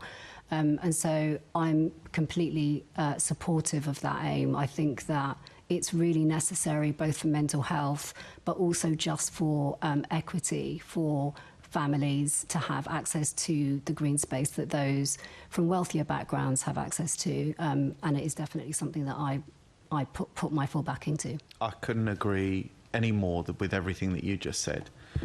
Therefore, given what I'm trying to phrase this so it doesn't come across as political, but obviously the green belt is under threat in London. Now, people will say that's due to local councils, the mayor, the government, blah, blah, blah. I don't really want to get into that. But do you agree with the principle that we should protect our green belt so that people from all backgrounds can enjoy it, including walking routes through farms, parks and other various green assets that we have for people of all backgrounds to enjoy? As far as possible, absolutely. It should be as much a target for those who don't have access to those spaces to have access to them. I will say as far as possible because I don't know what the future holds with respect to building, but definitely for now, because I know the impact that it can have on mental health. Yes, absolutely. Okay, and I'm very grateful for that answer. Therefore, do you share with me my concern that TfL has put forward a proposal in Enfield to build 10,000 houses, well, flats really, on top of Trent Park, which is a historic county park. I appreciate you may not know it, but you go away, have a look. You can look at the proposals. It's been well documented now in national and local media. And I would be very grateful if you could let me know your views, because from what I understand, and I don't want to put words in your mouth, your answers so far have been, yes, we should protect green spaces for mental well-being and to help make sure the minorities have, people of all backgrounds have places to go, play, have fun, work. Can't comment because I don't know much about it, sorry. But yes, we'll look into it, absolutely. But the principle behind your comments are we should protect green spaces. As far as possible. Okay, yes. Thank you. I'm very grateful for that, Debbie. Thank you. Now, Debbie, you've had an exchange, I think it was with Assembly Member Russell, on Objective 10, which is to increase the number and proportion of diverse-owned businesses within the Mayor's main supply chain. Now, given I have quite a sad existence, on Enfield Council I sit on the General Purposes Committee, which looked at in depth the previous government's changes to procurement rules.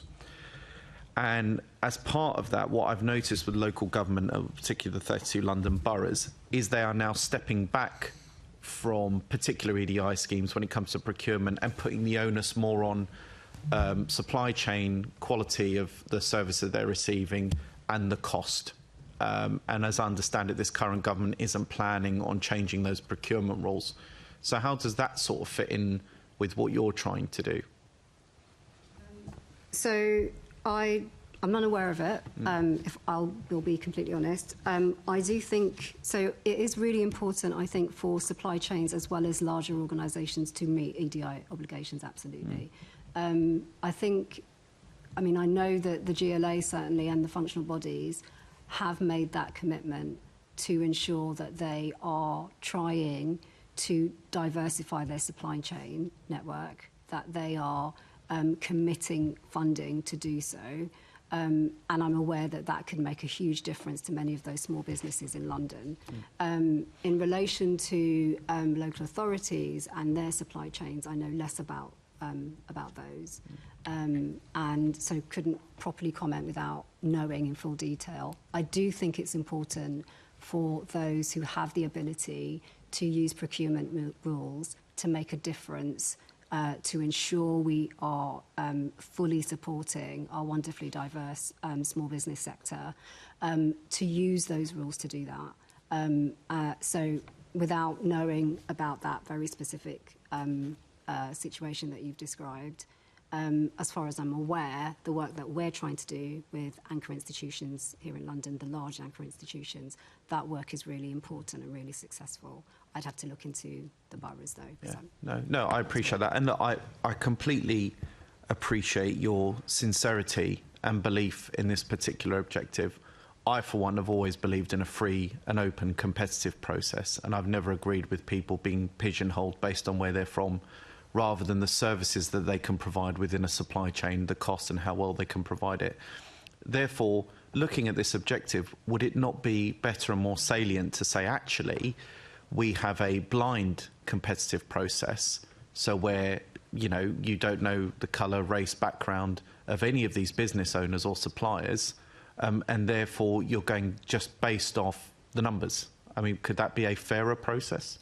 I don't think it would. And the reason that I say that is because I know how much many of those small businesses and businesses run by women or by minoritized backgrounds, the difficulty that they have had with either accessing venture capital loans, being able to insert themselves into supply chains. And because of the difficulties that they've had, it's really actually important to do what we can to try to bring them in and include them. If those difficulties hadn't existed, if they hadn't had those barriers, then perhaps yes. But because we know that they have very specific barriers to accessing finance, to accessing contracts, then for those who have the broadest shoulders, like organisations like the GLA or other functional bodies and other big anchor institutions in the city, it is more sensible and fairer, I think, for them and us to use our procurement to try to bring them in and to make sure that they can benefit from our spending power and the role that we play in London.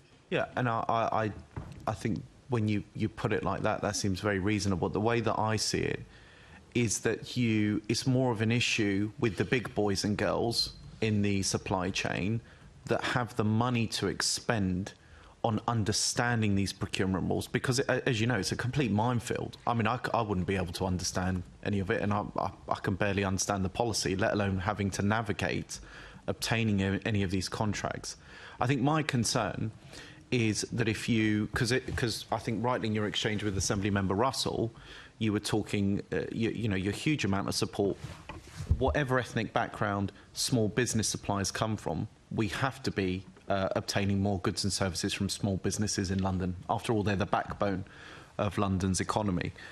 I think I guess I'd leave with this question, just perhaps a hypothetical. And I know some people don't like hypotheticals, but I hope it's a fair one. If, for example, you had a major supplier that happened to be black, and it was for a particular service that took up a whole part of the supply and procurement chain, would you therefore differ the policy and say, look at more white, Asian business owners to accommodate some of the small business functions? So the procurement policy is specifically about those small businesses that are just not being able to access those contracts.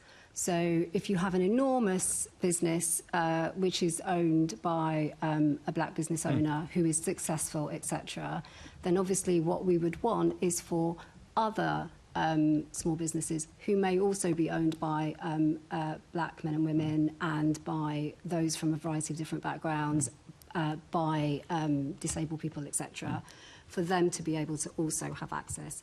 I think the situation in which we find ourselves is that there are too many small business owners who are from those backgrounds who are not accessing those contracts, which is why it's really important for us to use our procurement to make sure that we are supporting them. No, and I think that's completely right. I don't think anyone's denying that point. And can I say, Chair, this has been probably the most informative back and forth I've had with any of the mayors, deputy mayors. So just thank you, Debbie, because I've actually quite enjoyed it for once. Well, there you go, Your Highness. It's. I just wanted to say one point, though, and I wonder whether you think about this, because it was something you said, Debbie, about what those organisations, public bodies with the broadest shoulders, and I couldn't help but think there is a catch-22 here. There's a rock and a hard place. So, for example, if you think we've got broad shoulders and we can take contracts based on supporting those businesses, well, what happens when, for example, we've got a VORG service which we are closing, which we spent £85,000 on? Well, that could be the difference in a massive contract that we're giving to a small business because it's owned by a woman. But it's a catch-22, right? If we support a woman's own business and when we look in that way. But on the other hand, we don't have the broadest shoulders because we're losing services for women. So there is some moderation here, isn't there, between getting the best value for money, because ultimately the services we contract are for those minority communities very often. So we can't afford to lose money on those contracts. We have to get value for money. I mean, I agree, absolutely. It's as much also about ensuring that we are supporting those that are led by diverse communities who are finding it really difficult to access contracts and and get themselves inserted into a supply chain, as it is about recognising who they serve. And so you mentioned VORG and those organisations that support women who are experiencing violence.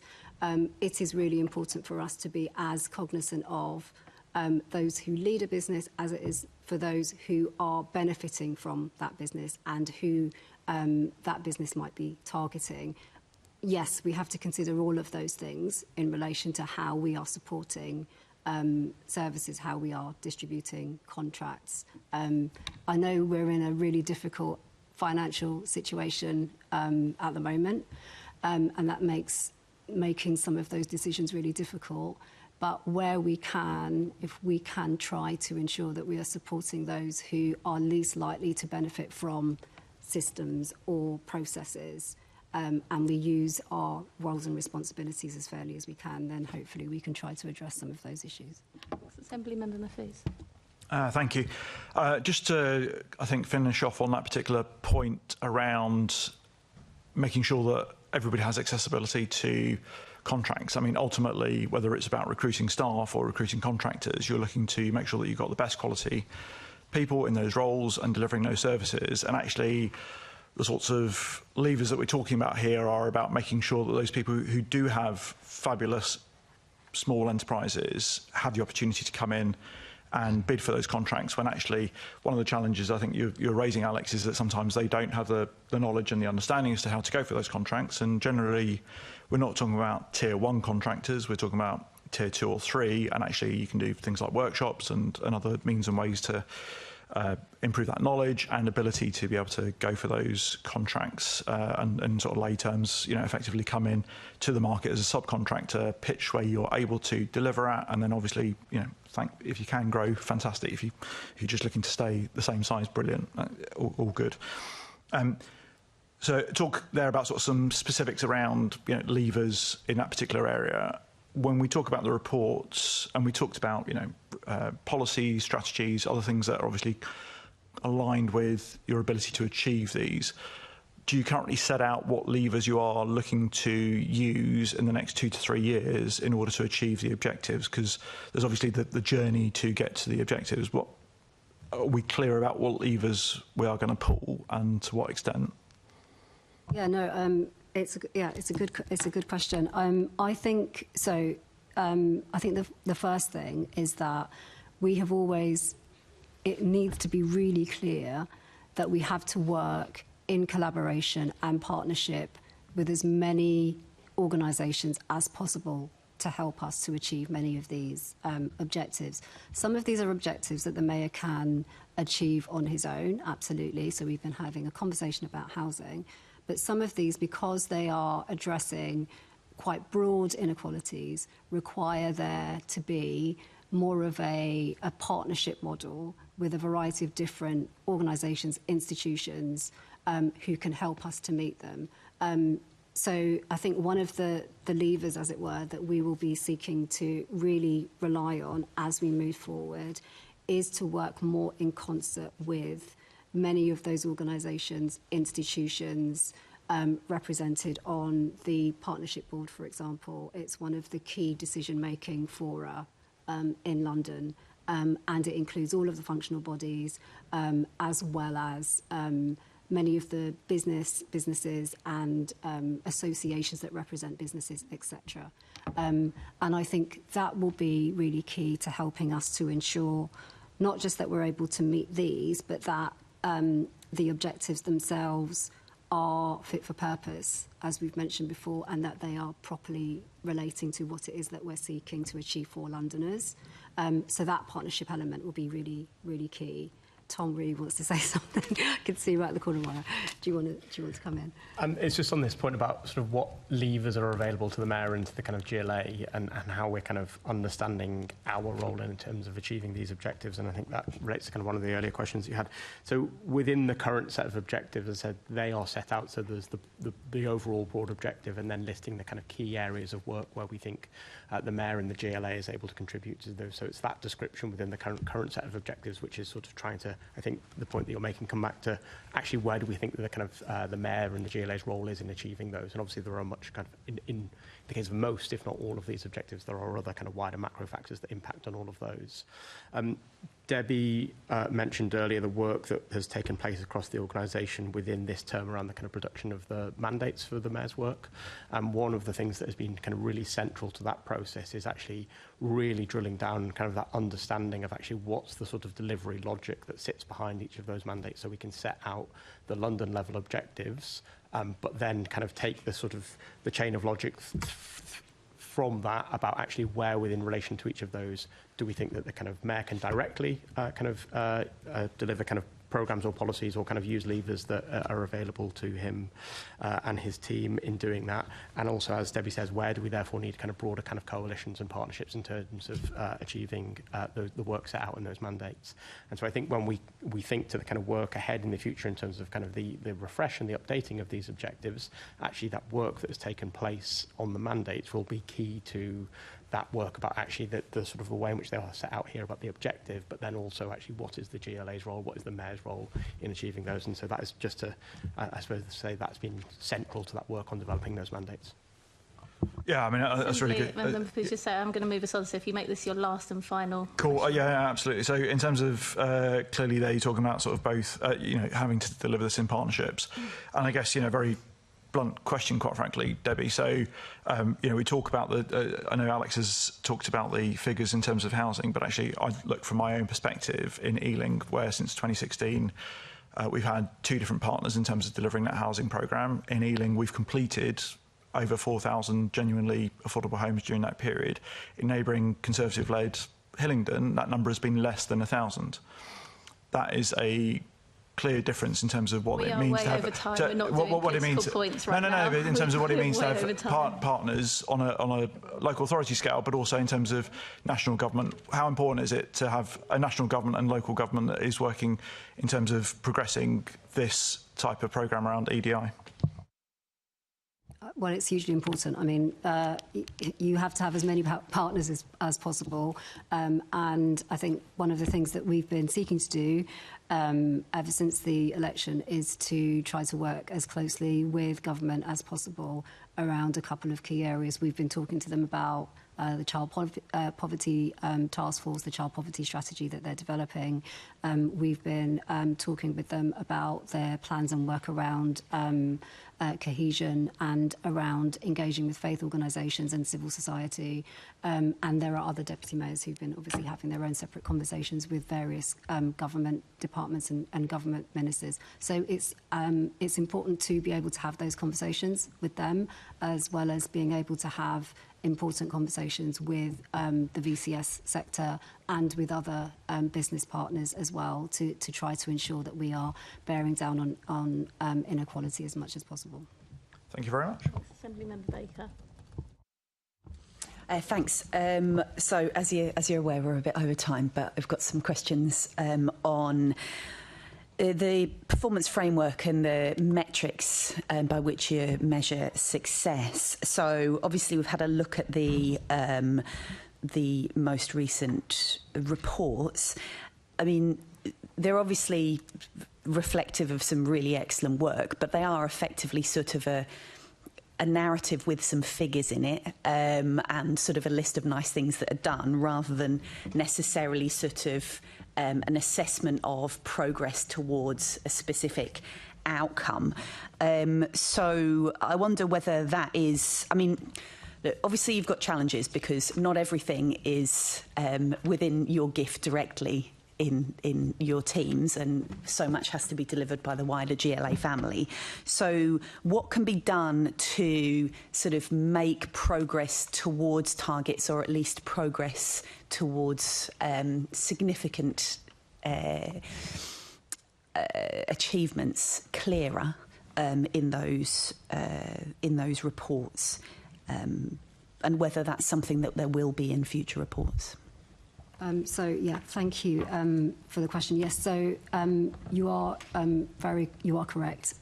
The objectives and the measurements that sit around the objectives and the performance indicators, they are set by the teams who have responsibility for them. And as you can appreciate, that is largely to do with the very different ways in which you would measure progress against it's such a wide array of different areas.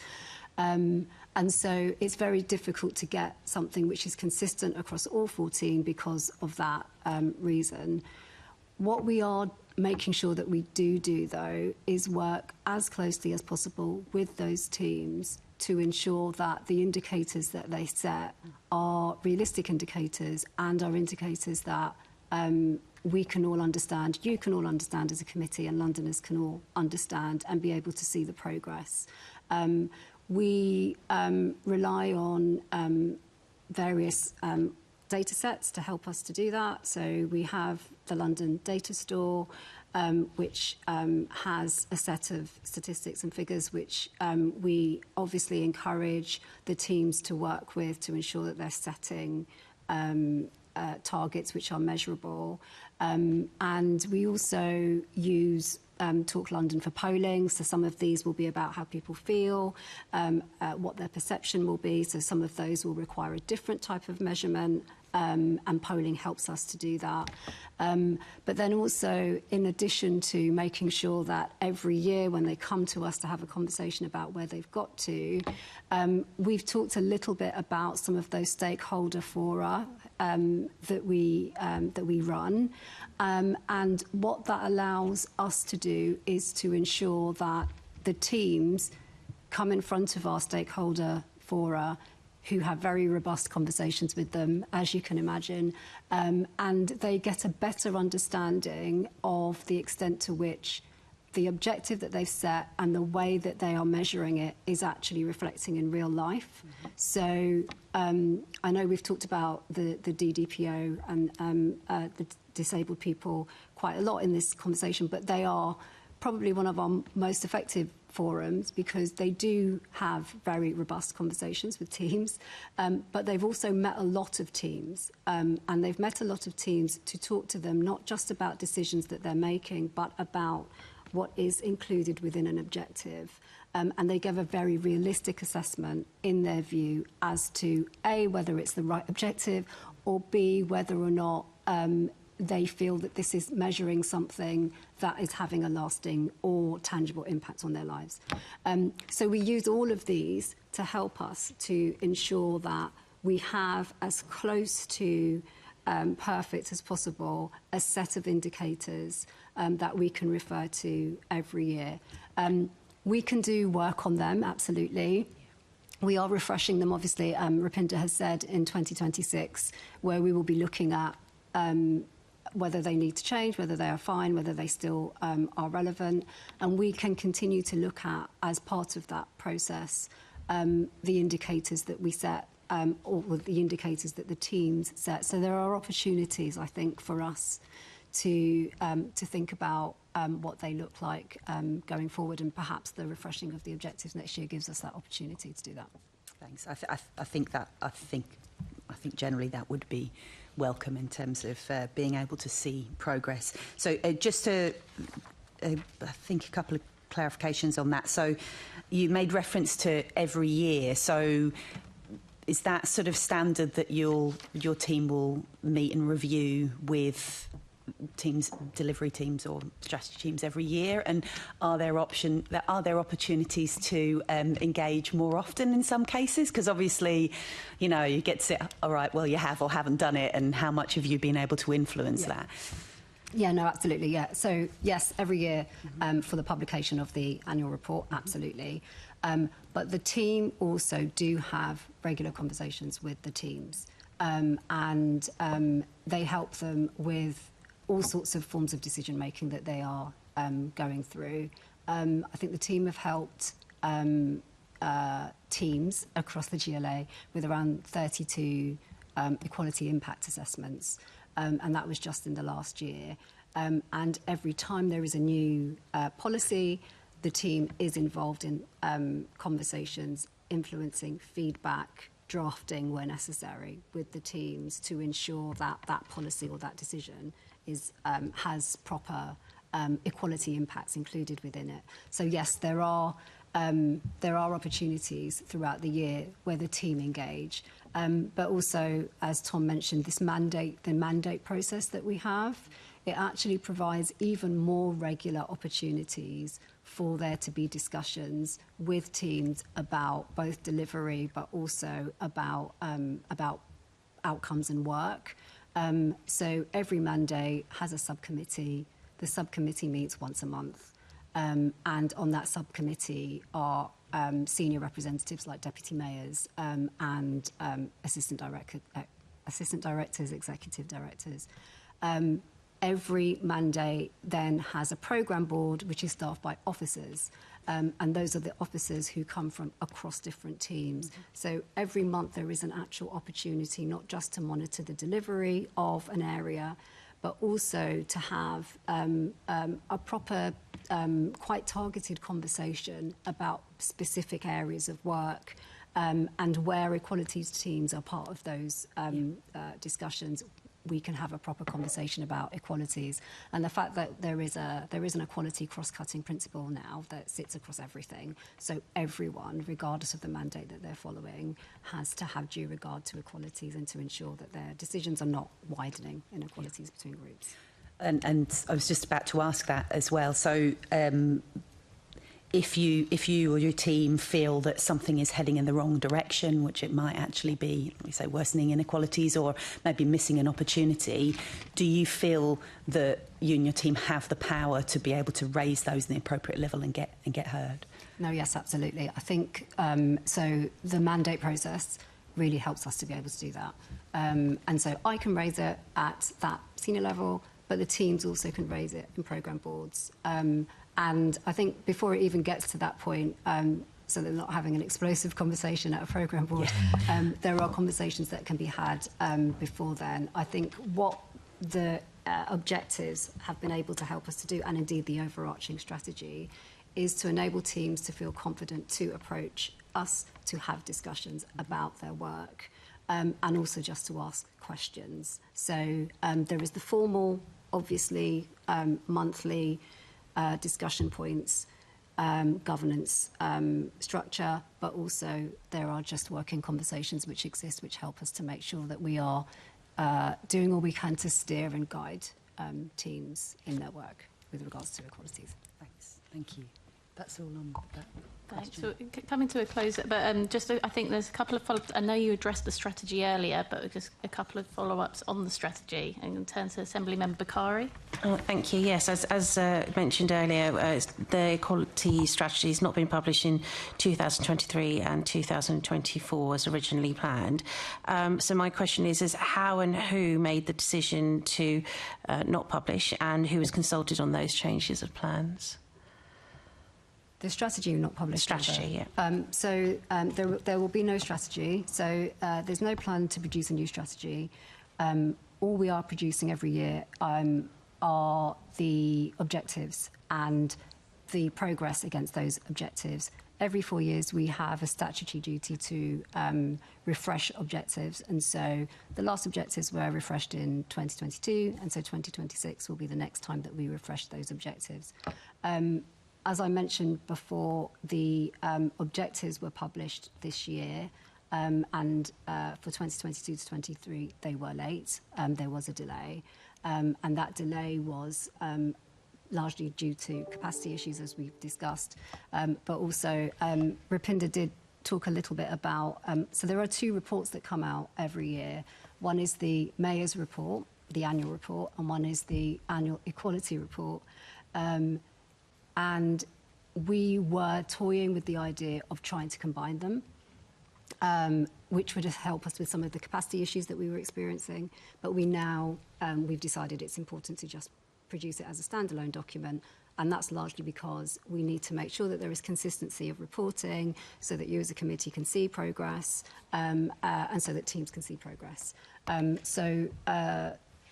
The delayed report was published earlier this year, but there is no plan at this stage to produce a new strategy. Was there any cost or expenditure on any draft versions beforehand? Yeah, there is some costings that we can share with you if that would be helpful. That would be great, yeah, thank you. I mean, I have no further questions other than just to say that you did guarantee that the refreshed objectives and the new strategy will be published to create a better way of assessing those objectives, and that will continue to be the case carrying on. So we will produce the objectives, absolutely. There will be no new strategy for the moment. Thank you very much. Thanks. I'm just going to close off the session talking about going forward. I know, Rupinder, you already addressed when we might see the next report. The question I had in mind was with the Equality Act regulations around refreshing objectives. It seems as though 2026 might be an opportunity to do that.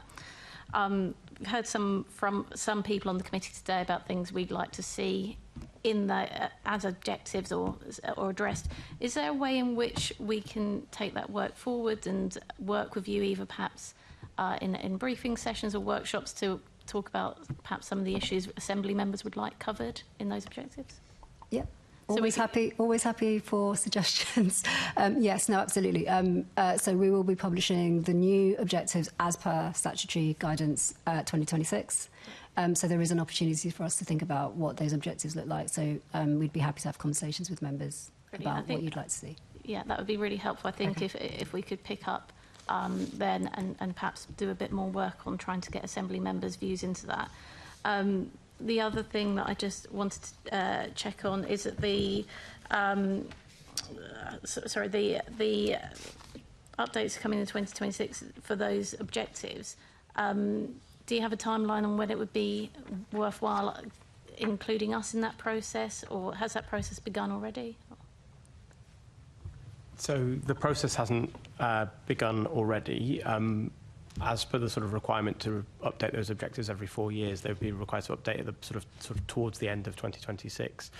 So if it's okay with you, Chair, what I suggest is that we can liaise with officers when the kind of more detailed timetable of the kind of production, as we've said earlier in the session, that will be work that happens within the GLA, but also happens with partners. You know, we've mentioned the kind of range of different kind of organisations and forums that we work with, and so I think, you know, certainly kind of as that timetable is firmed up over the course of this year so that we're kind of publishing those objectives in 2026, we'll make those details available to the committee and kind of think about on a very practical basis how we can bring some of that information in. with that, thank you, Rupinder, Tom and Debbie, for coming and seeing us today. We really appreciate that. We've now reached the end of the question and answer session. As always, you are welcome to stay, but you are welcome to take the option everyone takes, which is to leave. But thank you very much. For the committee, can I ask you to note the report as background to putting questions to the invited guests and the subsequent discussion? And ask to delegate authority to me as chair in consultation with the deputy chair and party group lead to agree any output arising. Thank you. We'll take just a short break up until 11:33. I'm going to be specific so we can not lose yet and get the momentum. Yeah, let's go. But thanks, guys.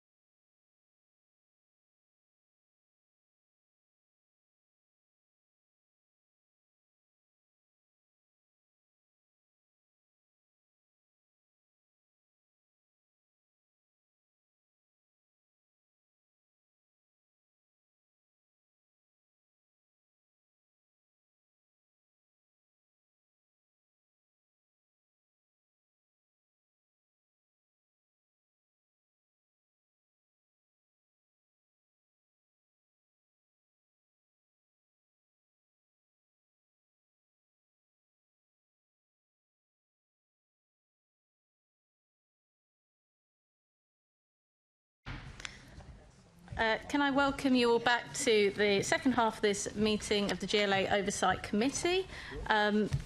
We now move on to the mayoral decisions topic. I'd like to welcome Elliot Traherne, Assistant Director of Transport Infrastructure and Connectivity, who'll be answering on the London Council's request to increase parking and traffic enforcement and the Clean Air Night 2025. Also, I'd like to welcome Rachel Hickman, Interim Executive Director of Strategy and Communications at the GLA, and Mustaq Ahmed, Director of Corporate Services at London Fire Brigade, who is online, I believe, so that's all working successfully. Unsurprisingly, he will be answering questions on the London Fire Brigade section of mayoral decisions. We'd like to open up talking about the Clean Air Night with Assembly Member Bakari. Yeah, thank you, Chair. So I'm really pleased to see the support for this. One of the very first motions I did was on wood-burning stoves, as you're aware of, and the need for a public awareness campaign on this. So the public awareness campaign obviously covers all areas of wood burning. So my questions are going to be specifically on the wood-burning stoves themselves and the way the campaign is publicly making people aware of some of the issues with some of those wood burners. Now, I raised the issue firstly about adverts on TfL to do with wood-burning stoves. Going forward, where are we now in terms of TfL's promotion of wood-burning stoves themselves? So I think maybe if I just take a step back quickly and just do two things before I just come to that question. One, of course, is to highlight, as I'm sure the committee is fully aware, why wood burning is a significant issue. It's, depending on how you look at it, it's around 20% of our PM2.5 emissions. And as a result, that's why we've supported this kind of important awareness-raising work. That's very much the approach that we've taken. And of course, as part of the campaign, that's picked up some of the specific issues around wood-burning stoves and around open fires, which are also a particular challenge. In terms of TfL, I'd have to probably come back to you with something a little bit more detailed on that. I know that there is a whole piece of work that has been done in terms of trying to understand, in terms of advertising, what TfL can and should do in terms of its own policies. There have been some areas where that's been very effective.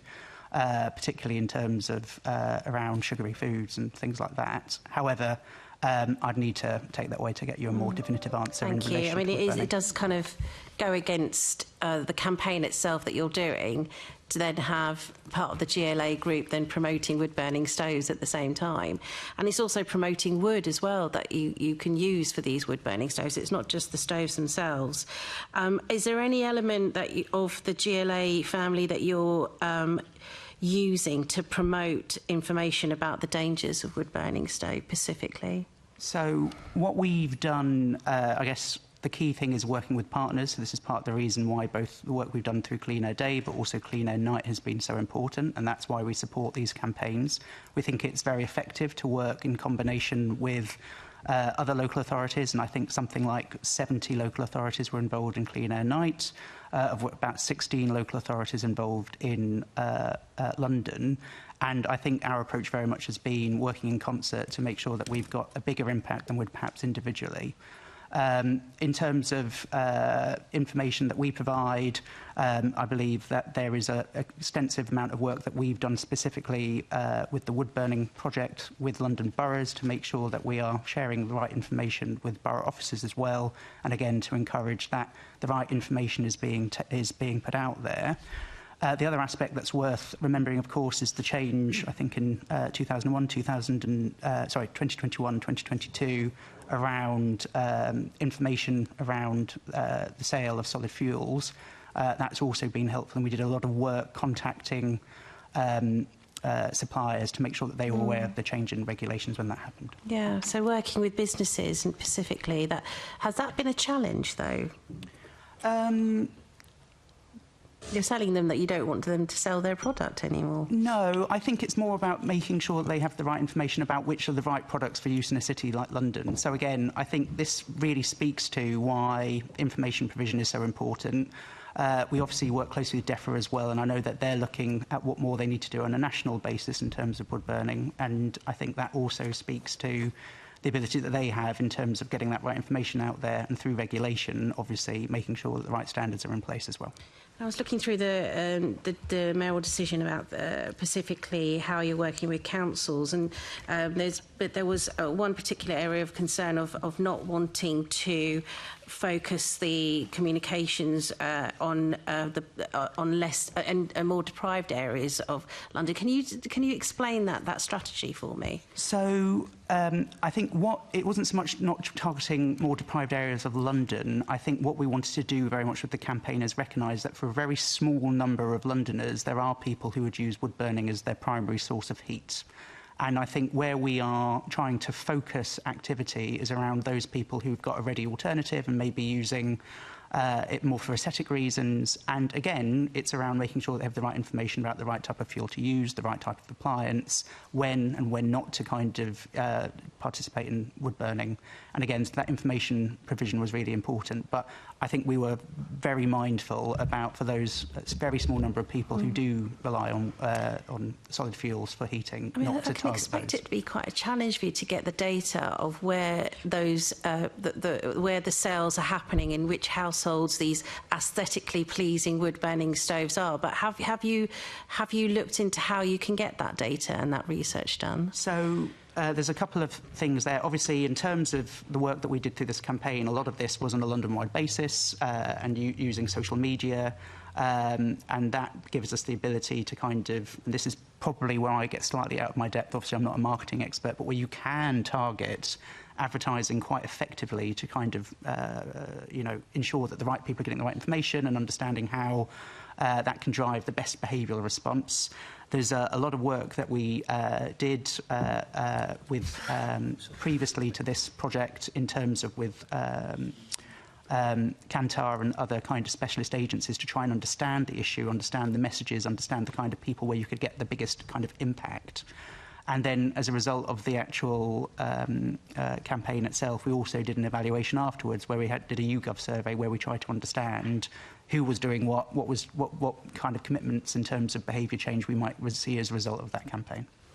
Are there any particular councils that you're focusing on initially, or are you just doing every single council with the same approach, or are there, one or two councils or areas of London that you are going to be focusing your campaign on more strongly? So in terms of the way that the wood burning project worked, my understanding is that it was for those boroughs who are keen to be involved, as I think quite a large proportion of boroughs have been. From memory, I think something like 100 or so officers have been involved in some of the training activity that's been arranged by that project. So I think we've got quite a good reach across London as a whole. Obviously, we do. Different boroughs have different challenges, and in particular areas there may be more significant issues, and that's led, of course, by the local air quality management approach, where they do their own reporting and identify the challenges specifically in their boroughs. And part of the role of the GLA is then to try and support that. Okay, great. I mean, I've been impressed with other campaigns you've done with, like, for example, idling. It seems such a vocal, clear, visual campaign. We'll be seeing that kind of approach now with wood burning as well. Is that going to be the comparative, how I can compare? So in terms of marketing materials like that. So I guess that is exactly what we try to do, and with the Clean Air Night campaign, is to have those kind of visuals and social media style graphics which kind of resonate and that can be shared and used in that way. Yeah. I think the lesson that we are taking away, it's, obviously we're pleased with the success so far, but behaviour change campaigns are a multi-year commitment. They are not going to be, you can just do one night and all of a sudden everyone is aware and understands the issues and changes their behaviour accordingly. So this is something that, obviously subject to funding and other decisions that still need to be made, hope that we can continue making progress with. Okay, so my last question is on that particular issue of the fact that it is a long-term approach to this. I would be expecting a lot of work happening within schools as well, just as you did with the anti-idling campaign. And I would expect that to be in terms of how, across the board with schools, colleges, universities, it's an education piece as well when it comes to behavioural change. And that is the approach that you'll be having with this particular campaign as well going forward. So obviously I've talked about local authorities, but we obviously wanted to work beyond that and work with community members, with other kind of voluntary organisations, with businesses. I'm not sure about schools specifically, but I can go away and I'd love to hear back if you are. That in. Yeah, because if that is happening, could I see that in practice, please? Because I thought the idling campaign was brilliantly done at schools.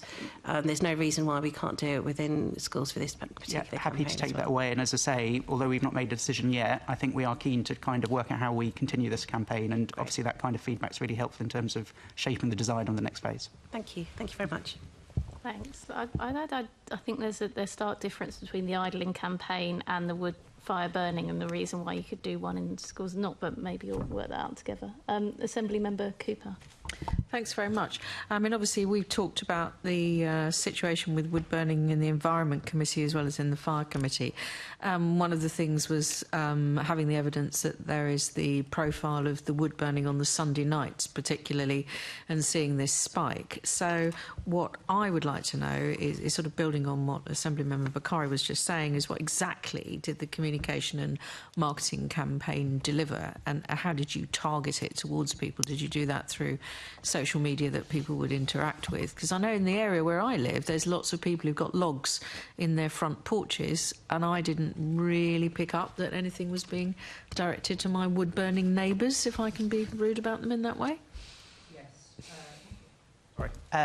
Yes. So perhaps one of the metrics that we use to try and understand the impact of the campaign, and again, this is obviously some information provided by my marketing colleagues who understand this much better than me, said that nearly 1 million Londoners were reached by the campaign, with 2.3 million impressions and around 5,000 kind of mentions, which is apparently these are good metrics to have for a campaign of this size and with a budget of this type.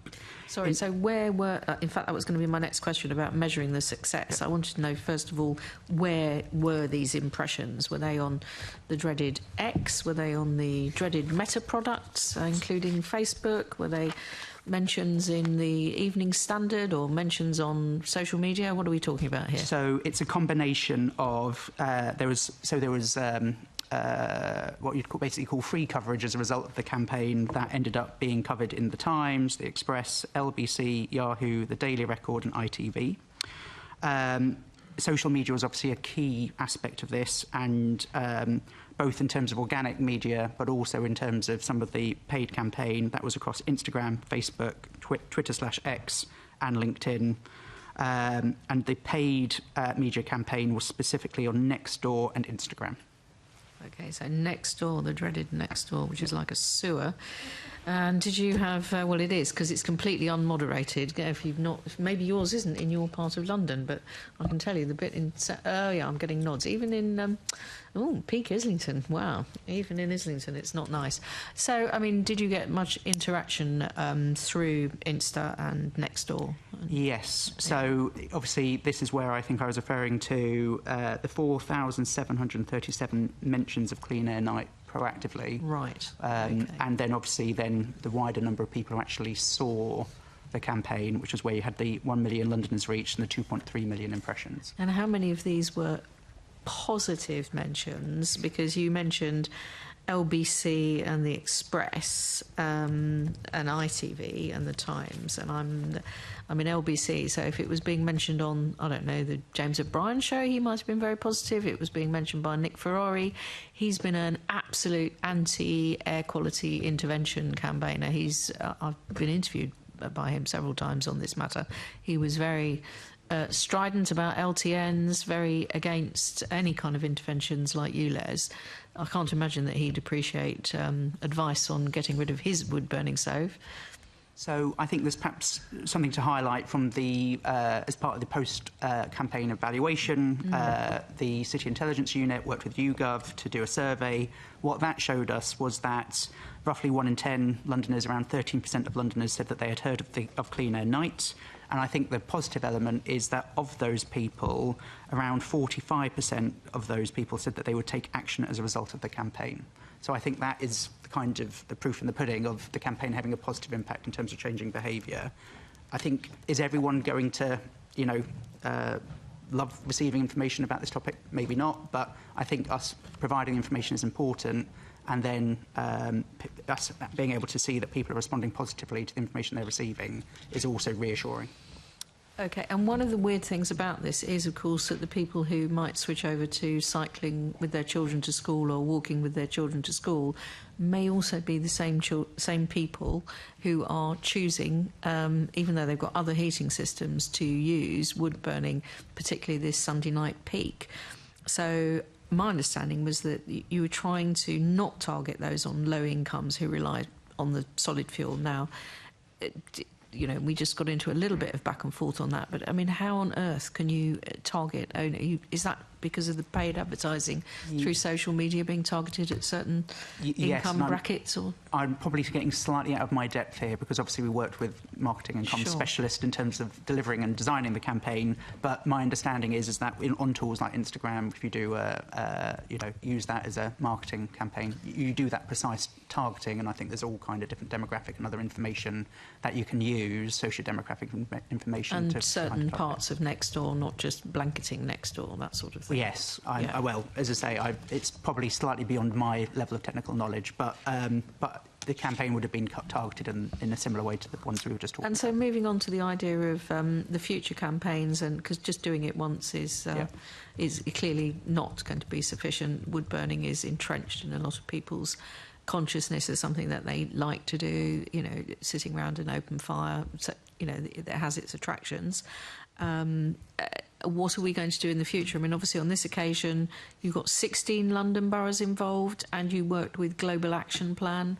Are we going to be having a look at that and working with GAP in the future, or will we be bringing it in-house and doing it regularly? We've got London Climate Action Week. Is it something that you might be incorporating some messaging into that, at those opportunities? How are we planning to take it forward, or again, is it too early days? It's probably slightly too early to say, because obviously we've just got the evaluation of the latest round of Clean Air Night. However, completely, as I was just saying to Assembly Member Bakari, completely understand that the way that these kind of campaigns are effective is a long-term commitment. It can't be a flash in the pan.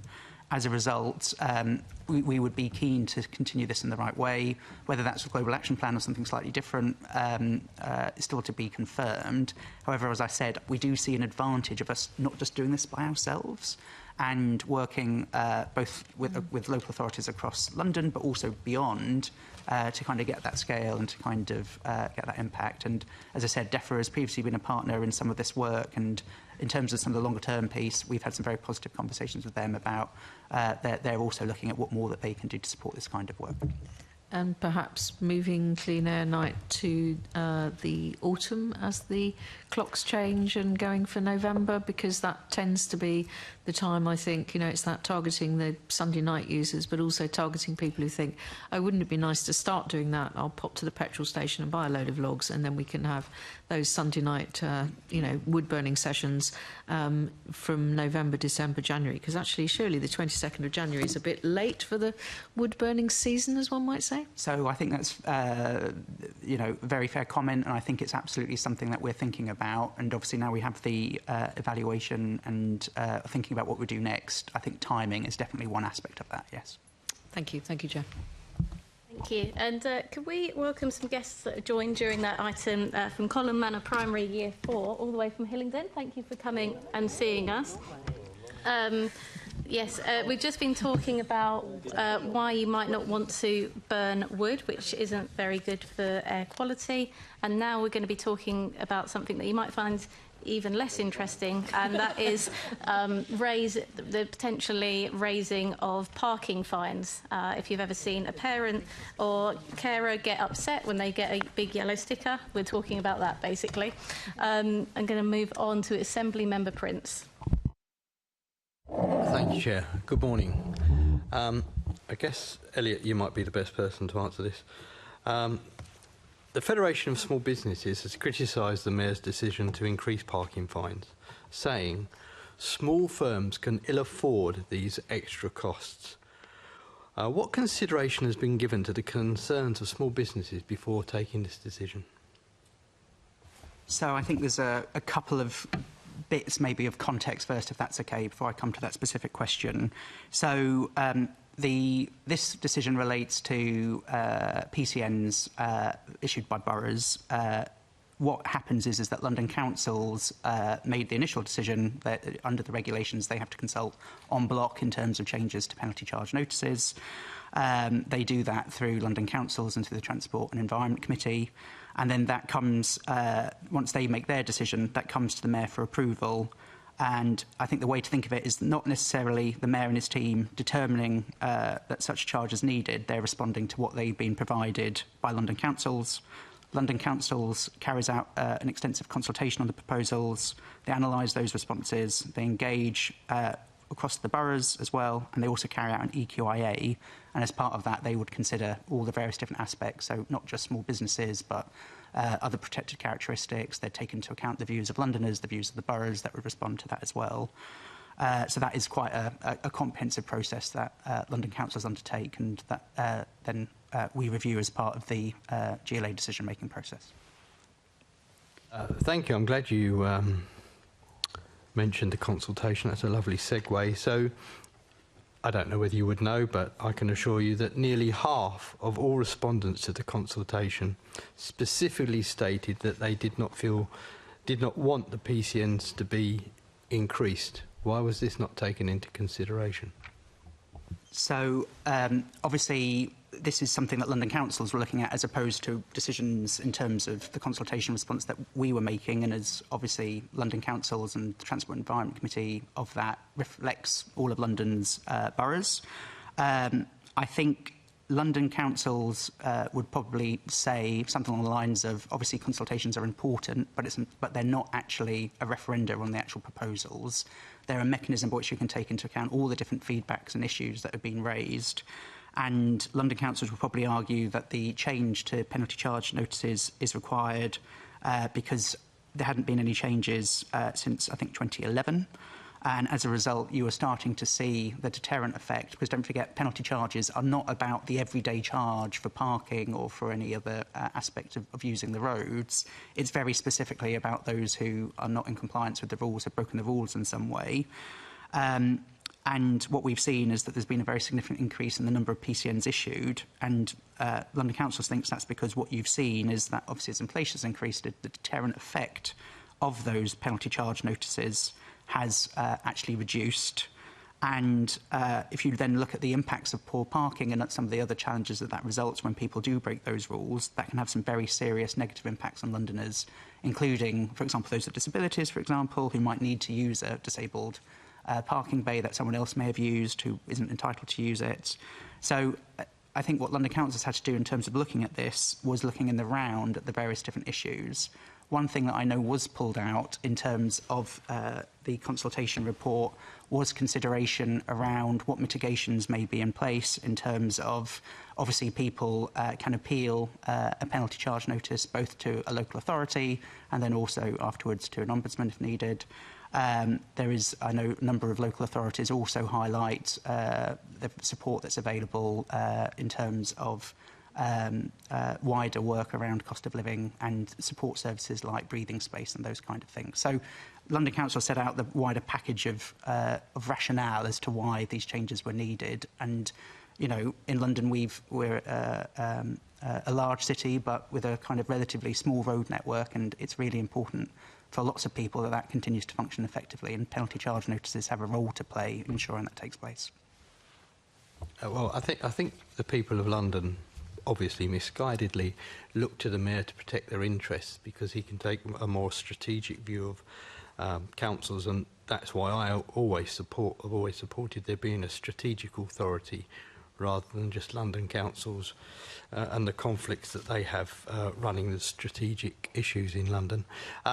So it's a fact that the majority of respondents to London Council's consultation actually said that the increase in the charge wouldn't make a difference as to whether or not they were likely to get a parking fine, because like myself, who occasionally does get parking fines, it's not because I think, oh look, I'll park there and take a chance. It's because I've made a mistake. Either I haven't put the proper sign in my window, or I've logged the wrong car in by mistake on one of my many apps, or the signage hasn't been clear. I've never intentionally got a parking fine, I have to tell you. If I'm in the wrong, I pay it. Because, so I don't see how this actually works as a deterrent. If there is an issue, say if there is an increase in people parking in disabled bays, then perhaps there should be a specific offence for that, and perhaps there should be an increase in fines for that if they think that would work as a deterrent. But generally speaking, I don't think that the price of it would necessarily reduce the number of people committing the offences. But when you're talking about £130 for the less well off, that could be 2 weeks' food bill. And how do they cope then? So I'd highlight perhaps two things. One is if you made an honest mistake, I would always encourage someone to appeal and to see. It never works, I can assure you of that. Well, to see what that the local authority says.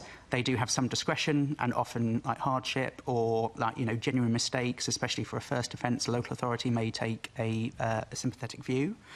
And I think that kind of what I was referring to earlier in terms of local authorities do try and take an holistic view of this in terms of the wider recognition and support of things like cost of living. As I talked about, specific services and support that's available for some boroughs use, like breathing space. But it does come back to the fundamental point. If you don't have a well-functioning road system in London, that can have all kind of negative impacts for lots of other road users. And penalty charges, which aren't normal charges, these are, as I say, only when something's gone wrong, do play an important role in helping manage that. OK, so I'm in Havering. I've accidentally parked my car in the wrong place, or I put the wrong car into my app. I get a note, I get a yellow sticker saying pay this, pay £65. What happens if I appeal that then? In terms of obviously you can appeal it, and as I was suggesting, depending on the circumstances. And if the appeal fails? If the appeal fails, obviously, well, you've gone through the process, and for whatever reason, the authorities have adjudicated that was the correct outcome, and that's where that secondary line of support from the local authority potentially comes in terms of wider awareness around support. And I've mentioned services like breathing space as well, that some local authorities use to kind of support their residents if they do have some kind of... If I fail the appeal in Havering, I have to pay £130. So unless I pay the £65 without appealing it, I have to pay £130. In other authorities, I would still get the opportunity to pay the £65 following the appeal. But in Havering, I don't have that opportunity. So there is no point in appealing. So, would the mayor perhaps, put a caveat on this, saying, yeah, OK, I'll give 130 quid, but the people must have the right to appeal? So I think this is getting slightly out of the realm of the actual decision that was actually... Not for me, it's not. ...made. So... Yeah, I think it is important that people know what is going on here. This is clearly simply a case of trying to fleece the motorist even more, as if the motorist isn't under enough pressure already. And I think it's appalling. I think the Mayor is once again not standing up for the people of London, and he's had the opportunity to say, no, there is a line, and he's again failed to represent the people of London. I think maybe just to reiterate the point I made at the beginning, that London councils have led this process, and then it comes to the Mayor as part of the process. But London councils and all the boroughs who are part of the Transport and Environment Committee, so every borough in London has, supported this, and this is their recommendation. But it's the Mayor's decision, and once again, he cannot deflect his responsibility. He is responsible for this decision. It's his decision because he can say no. But again, he hasn't chosen to do so. And you cannot blame anybody else. The ULEZ, he was given advice by officers, but it was his decision. Chair. Thank you. Elliot, just off the back of that, it just raises this, I think what this mayoral decision raises is that and kind of important to and fro you were having about where somebody parks in a disability bay, where somebody's parked on the road, or intentionally, obnoxiously to disrupt public order and accessibility. These fines seem appropriate. But then, I mean, and you see these cases as well, where somebody has made that genuine mistake. They're not trying to hurt anyone or harm anyone, and the fines now reach a level that wipes out, say, their food bill. Is there a wider piece of work that this brings up about representations we can make around London and making fines fairer and appropriate to the offence? Does there need to be a realigning of how we categorise offences? So as part of this work, London councils did look, there's already quite a complicated structure in place, as you probably see, in terms of higher level penalty charges, lower level penalty charges. There's kind of an A area and a B area.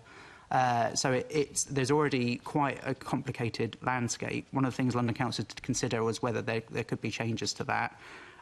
Potentially that is the London councils have suggested that in the future there's perhaps a joint consultation on these kind of changes with Transport for London. That's still being considered. One option is as part of that, we could take a more holistic review of what's happened. That's something I'm happy to take away to see if there are any further changes. I think fairness is a very important principle of this, but we do need to bear in mind that these penalty charges do have an important role to play in ensuring, exactly as you were just saying, when someone is deliberately doing something, we need to make sure that we've got a mechanism to stop that behaviour if that's impacting on, say, a disabled road user who can't use a disabled bay. Yeah, thanks. Because the only thing I would take slight umbrage with that you said was that, or not that you said, sorry, but the London Council's reported was that it wasn't acting as a deterrent, the fines now. I think it is vastly a deterrent. The rise in the amount of PCNs fined, I think, correlates much more highly with the amount of offences now in London for no right turns.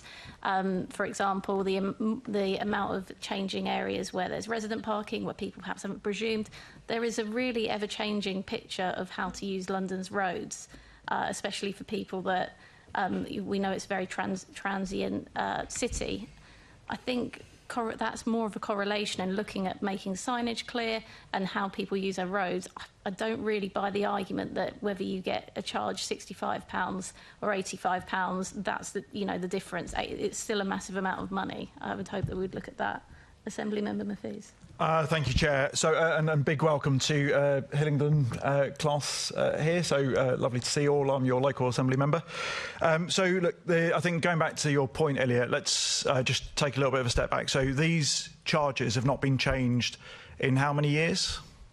Since 2011. 2011. So that's 14 years that they have not been changed by one penny and if you park legally and fairly and correctly in London, how many PCNs would you expect to receive? None. Fantastic. So this is a charge for people that are breaking the rules and parking illegally or incorrectly across London? Yes. Yep. So in terms of some of the challenges that I think, going back to Keith Prince's point, was in terms of businesses. When I speak to businesses, they are absolutely fed up to the back teeth with people parking illegally in loading bays that are designated for loading for the businesses but can't be used because people are abusing those spots. Now, previously, you could issue penalty notices for those bays using cameras. What happened under the previous government? So this is something that's still evolving, but there was a change in kind of the legal understanding of what was possible in relation to that. I'd need to, in terms of the latest position, I'd have to come back to you in terms of where we got to, but I know that was being looked into. So previously, loading bays could be enforced using cameras. That was something that was got rid of. So now somebody would have to watch somebody parking in that bay for a particular period of time, then write out the penalty notice on the machine, print it out, stick it in the envelope and slap it on the dashboard before a penalty notice is actually issued, which means that, of course, there are higher levels of contraventions. Now, in terms of when I was in charge of parking at Ealing, one of the key indicators that I used to look at was the number of appeals won, because actually that is back to the point of fairness. Now, what we have seen in the latest report from London councils is, as nobody I think is denying, that penalty notices have gone up. And what that reflects is a reduction in the amount of compliance with the rules out there. Is that what we're seeing? So, yes, well, you've definitely seen an increase in the number of penalty charges. There are some of the local authorities have reported concerns around, for example, in Westminster, where parking can be very, very expensive. Some people would, at a lower level, would opt for a penalty charge notice because it ends up being more affordable than working with a private parking organisation or something like that.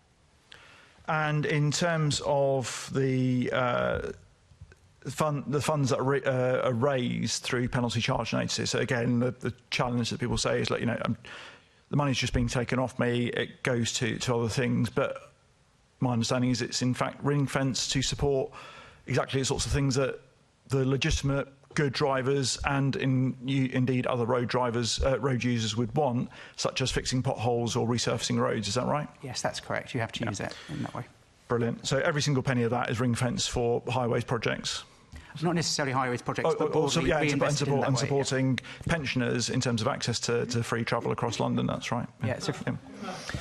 Brilliant. So, and then, again, one of the other challenges, and obviously we don't have they might think it's a funny situation where you've got people parking illegally, but actually, I've been outside schools where people park in front of dropped curbs, where elderly people might need to get out to go to hospital or in an emergency. They'll park happily on double yellow lines, endangering their own children and other people's children at the same time. What changes do we need to make sure that we can actually improve compliance in addition to the changes that we've got here? So I think there's, I think London Council say these changes are an important part of that, but there's also, as you know, important work that needs to be done in terms of on-street enforcement, education. I think also Emma's point is a good one around making things as clear as possible, and like where there are opportunities to kind of improve things like signage and to kind of learn lessons from around local schemes. I think that's all very, very important as well. Absolutely, and I think that goes back to the point of fairness, and so looking at number of appeals, and actually the number of appeals in the last year has dropped, but also then looking at how many of those are successful is a sort of key metric in this. I guess in terms of the going forward, making sure that we've got a complete package for what this looks like in the future. And I guess going back to the point that Assembly Member Best has made, there is already a differential between what people might class as being an accidental going over the time limit on your parking versus actually what is a completely inappropriate parking on a double yellow lines or in a disabled way, for example. Yeah, and I think that's again, it results in a slightly more complicated structure of charges, but the entire reason that London Council's said that makes sense to keep is to keep some of that flexibility and to differentiate between the most serious offences and something, as you said, like someone's overstayed in a parking bay by an hour or something like that. And final question, going forward, rather than waiting 14 years for the next review of this, is this something that we could do annually to take into account things like inflation and impact? So London councils are keen to kind of do something along those lines. They've also said if that doesn't happen, that they'd probably want to see a review in around 4 years' time. That's something we don't currently have a position on, but obviously it's something that we'll be picking up with them until keeping those lines of communication open with them. Thanks. I just wanted to pick up on something you said first, that nobody will receive a PCN if they park legally. Well, quite clearly from the appeals process, many people do, and I think that's why there's some concern over that. So you clearly do get a PCN for parking legally. Assembly Member Russell. Thank you, Chair. I just wanted to pick up on one point that hasn't yet come up, which is that London councils were saying that the penalty charge regime is not sufficiently recovering costs. So that goes back to the point that Assembly Member Mahfouz was making, that any extra money that comes in goes back into transport, but the point is it's not even covering the cost of enforcement. Now, what it shows in the mayoral decision paper with this excellent table showing the increases in PCNs issued between 2010, 2011 and 2023-24. For the moving traffic PCNs, which are the the yellow hatched box area infringements, which are the things that actually cause congestion and actually make our roads less usable for everyone. That's the things that slow down the buses, and actually can often be an expression of aggressive... Excuse me, Assembly Member Prince, I'm speaking and I was very quiet while you spoke. Thank you. But this aggressive driving behaviour that leads to people getting these moving traffic PCNs, those have gone up from just over 500,000 in 2010-2011 to nearly 3.5 million in the most recent year. So it's clearly we have an increasing problem of behaviour in vehicles that is causing trouble for buses to get around effectively. The bus lane PCNs have gone up from just over 200,000 to just over 300,000 in that same period. So we're seeing worse behaviour by people driving, causing more congestion, more delay for other people. So I just wanted to make that point clearly, given the conversation that has been had. And I just wondered if, given that affects the mayor, so obviously I understand this is a decision that is motivated by London councils, but has the mayor done any thinking about the impact of this kind of bad driving behaviour on bus journey time reliability?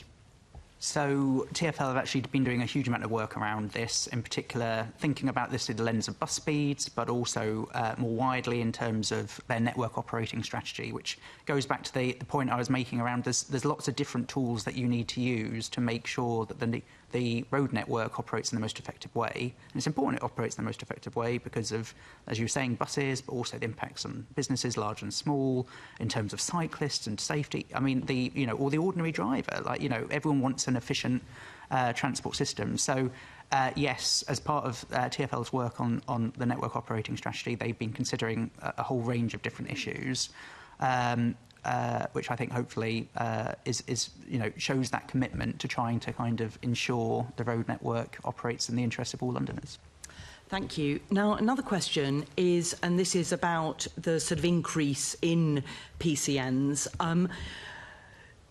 Do you think that there is any problem related to the fact that some of the leasing arrangements under which people own and use vehicles now mean that the PCNs go to the registered keeper, which is the leasing company, and so that the letters that get sent, which are supposed to have that's the communication with the driver, that is not going to the person who is driving the vehicle, it's going to the leasing company. So do you think that there is more that TfL and London boroughs need to be doing to communicate with the people who are driving leased vehicles that are not actually getting that direct communication because they pay the fines through the leasing company? And do you think that that's a gap, and do you think that might be leading to more people just getting PCNs as a cost of doing business? It's a really interesting question. I think, obviously, the leasing companies have an interest in terms of passing those fines on as quickly as possible. So I understand that there's a relatively good process, and those leasing companies will follow up with people who've used their vehicles who then end up with a penalty charge. In terms of what further work needs to take place, that's probably something I'd need to discuss with TfL. I don't know the latest, but happy to look into that and come back to you. That would be very helpful. Now, Assemblymember Mahfouz raised one of the points that I was planning to make, which is, wouldn't it be better to have the rise in PCNs be just something that happens with inflation, like the fare rises happen each year? But just and you've already answered that question, but just also thinking to the future, when the ULEZ came in, the Mayor was asked about the SUV charges that they have in Paris. And given the discussion about potholes and pothole filling and causes of potholes and heavier vehicles obviously causing more damage to roads, do you think that there's any that TfL and the London boroughs should be thinking about weight-based charges both for parking and also for PCNs? So particularly I'm thinking about which isn't in this, which is, speeding offences or something like that, where the heavier the vehicle you're driving, the more harm that it would cause. And would that help meet things like the Vision Zero targets that the Mayor has? As far as I'm aware, that's not being looked at. OK. Thank you very much. Thanks, Assemblymember Georgie. Thank you. Elliot, I'll just say, because it seems like I don't want to put words in your mouth, but you're saying the Mayor's decision hinges on London councils. Quite frankly, London councils only ever ask for things to gouge taxpayers more money. So I've got no time for London councils, quite frankly. Now, with regard to... so we had some crocodile tears from Assemblymember Mahfouz about elderly residents. Now, one of the things that's impacting elderly residents and reason why they're subjected to more PCNs is because of cashless parking. Now, I love it. It's much easier for me personally to use. But one of the feedback that we're getting as local councillors and assembly members is that where boroughs have only just moved to cashless, some like Barnet have done it for a very long time, so residents have had time to get used to it. But in other parts of London, it's become a new thing, and older residents have definitely struggled. So how are we navigating that with these increased charges? I think it's a good question. In terms of borough level local charges, that's something that's more a borough issue, which I'm less aware. But obviously, one of the key considerations that we need to have in mind are people who might not be as easy for them in terms of using digital financial tools and want to use cash. No, I get that, but you... What's the woke term? You have convening powers. No, not you, but the Mayor does. So this body is able to have discussions with the 32 and say, look, have you considered this? Because we hear a lot. I mean, we discussed EDI today. Lots of councils spend lots of money on EQIA statements, and they recognise that these decisions do harm older residents.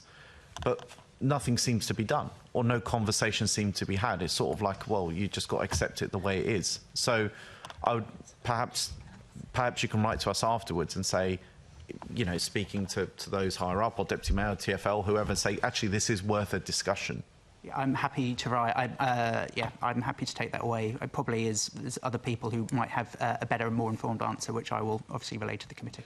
Thank you. And just to go back to what I think Assemblymember Best was talking about with regard to, there are different sorts of offences. Now, when I was first elected as a councillor, everyone hated traffic wardens. Now everyone wants them everywhere. and I've seen, in particular where I'm from in Enfield, the reason for that is because you've got idiots parking on grass verges, on the pavements, and all these sorts of things. So the nature of the PCN issuing has changed. And these tend to be people that don't care, either don't pay the fines or have the money to, so therefore they feel they can park wherever they want. So therefore, is that also another thing that's worth exploring on tiering of fines? Because someone going over by 10 minutes on their parking is not as bad as someone blocking the pavement. So I think, as I say, that was one of the things that London Council has considered, and part of the reason you've got the higher and lower bands is to try and take into account difference in severity of different types of offences. I think yours is a slightly different point, that you're talking about if you do something for 10 minutes as opposed to an hour, as opposed to 4 hours, how can you take that into account? Again, that's probably slightly outside of my ability to comment on, but as any further work takes place in this is potentially something that would be considered as part of any future consultation. No, I appreciate that, Elliot, but it is something to consider because not you. This isn't. I don't want to slander you, but this building, and it seems a particular significant number of politicians and officers feel they have a right to comment on everything that isn't within the mayor's statutory powers. But in this instance, we're not. So I would just say it's something to explore for the future because it is a real issue. And I would say, perhaps due to your questioning with Assembly Member Russell, where you said weight-based charging isn't being looked at. Well, I should think not, because be careful what particular Assembly members wish for, because electric vehicles are far heavier than fuel-based. So I would say it's just something to consider for the future. And I say this as an electric car driver, but that's not a vested interest on my part, because I'm very well behaved in my parking. But thank you very much. Thank you. Thank you. And Elliot, I think there's an apology, because I think this opens up how much Assembly members want to talk about parking and fines and the situation in London. So apologies that you were probably not the right audience for that. But sorry, we will let you go. And thank you so much for answering the questions. Thank you for your time, everyone, for the questions. And can I now say to London Fire Brigade colleagues and GLA colleagues, thank you so much for waiting so patiently to answer these questions. We're moving on to mayoral decisions around the new Fire Brigade headquarters, legal costs relating to Grenfell and the Privacy for All programme. I'm going to pass over to Assembly Member Bakari. Thank you, Chair. So the first question I'll be asking is on the authorisation from the Deputy Mayor to commit expenditure for purposes of developing options for a new London Fire Brigade headquarters. So could you give us some progress on where we are in terms of developing designs and preparing for planning applications for these options? Sure. Thank you for that question, and thank you for inviting me.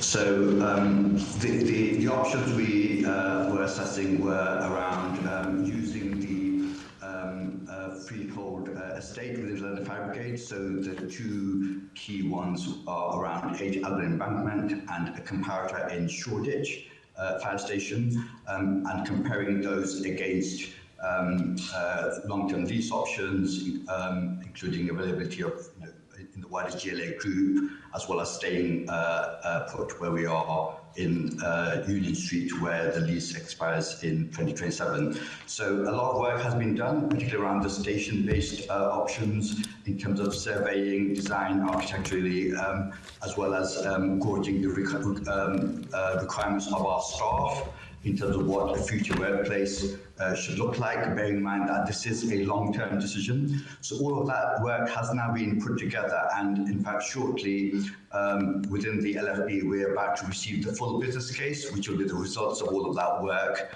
which once it's gone through assessment in the London Fire Brigade will be going forward to the Deputy Mayor's fire board in the GLA probably within the next month or two. So we're just about to embark on the results of that work. So the preferred option is the Shoreditch Fire Station as a strong backup, and a larger HQ 8AE. And do both of these options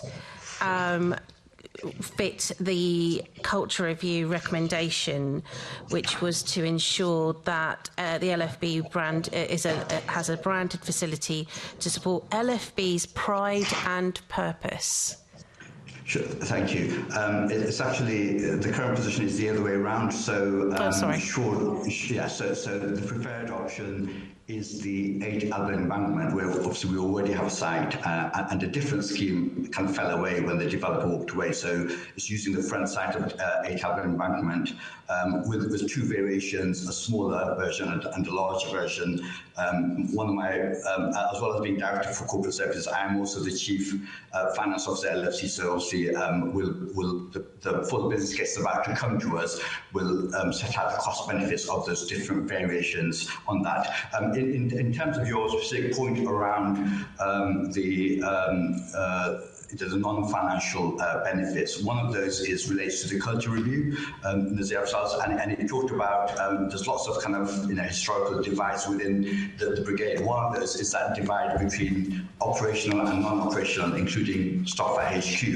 And one of the recommendations was that in considering a future headquarters, that we should consider making building on an existing fire station to kind of increase collaboration between operational and non-operational staff. So very much so, the 8 Albert embankment, as indeed with the shortage option, be in line with that recommendation. And what does that mean? Is that something that's visual, something that that we will see as soon as we walk in, or see it from the outside? What does that actually mean? Yes. So what it means is actually there's a physical closeness, as in you've got a working fire station, and then on some floors you've got the HQ and non-operational staff. So the natural proximity and that cross-collaboration, understanding of operational and non-operational staff and their worlds, that is something that happens through being in close proximity. You will also, visitors will also see that as well going into the new headquarters. So it is as much as, it's more than visual, I'll say. It's about that intermixing between operational and non-operational staff, understanding the different worlds as well. And the provision for a museum as well. Could you tell us a bit about the thinking behind that and what that means in terms of the final decision on the HQ premises? Yes. So with the current preferred options, 8 Albert embankment, what the proposal is that we do have in the fire station bit, we do have some spare bays, so utilising both the spare bays, but you may also know we have a memorial hall currently, and some adjacent space around that. And the idea would be that we would use that space that is not required for the fire station, operational fire station, to create space for museum/exhibition space. It would also be an opportunity to bring in actually more of the community for visits and have that kind of space again, in line with the culture review, breaking down the barriers between the brigade and the wider community. So that's the intention. That's brilliant. So what you mean by visits are things, visits from in terms of school visits, the public. Would it be free? Are we thinking a free museum at the moment? So we're not thinking at the moment to charge. It would be it's a public asset, and it's about breaking down barriers and opening up the brigade it's exciting. I'm really looking forward to seeing how it all pans out and the plans and seeing it actually happening, because I think we've always been really keen to make sure that LFB has been completely open. You've been brilliant in terms of opening up your stations, and to have a museum within HQ is a really good step forward. I'm going to see if Assembly Member Cooper has any additional questions. Thank you. Thank you very much. How many staff will be based at the new HQ? Let's assume it is at 8 Albert Embankment. And what proportion of staff will be able to come in and work in the new HQ at any one time? Yes. So our current headcount for staff assigned to the HQ is about 800. And we envisage that if I take the 8 Albert embankment kind of preferred option, would have desk space for about 350. And we have done current analysis of usage, given post-COVID there is hybrid working and monitoring patterns of usage, and we estimate that will be ample for kind of peak attendance on any given day, people coming to HQ. It also allows for some future changes in patterns. So if we see an increase in more people coming into the office, so there is some contingency to allow for that. No, sure. I mean, obviously, I understand that, and I know that quite a number of staff do attend and have different premises that they can use. For example, I meet my borough commanders in a variety of fire stations locally, so they're not always in one place. I just wanted to get those figures clear. I just wondered what engagement has been had so far with the trade unions, with the FBU particularly, Yes. and what's their view about the relocation to any of the venues, Shoreditch, Albert Embankment, or indeed possibly if there was a lease renewal.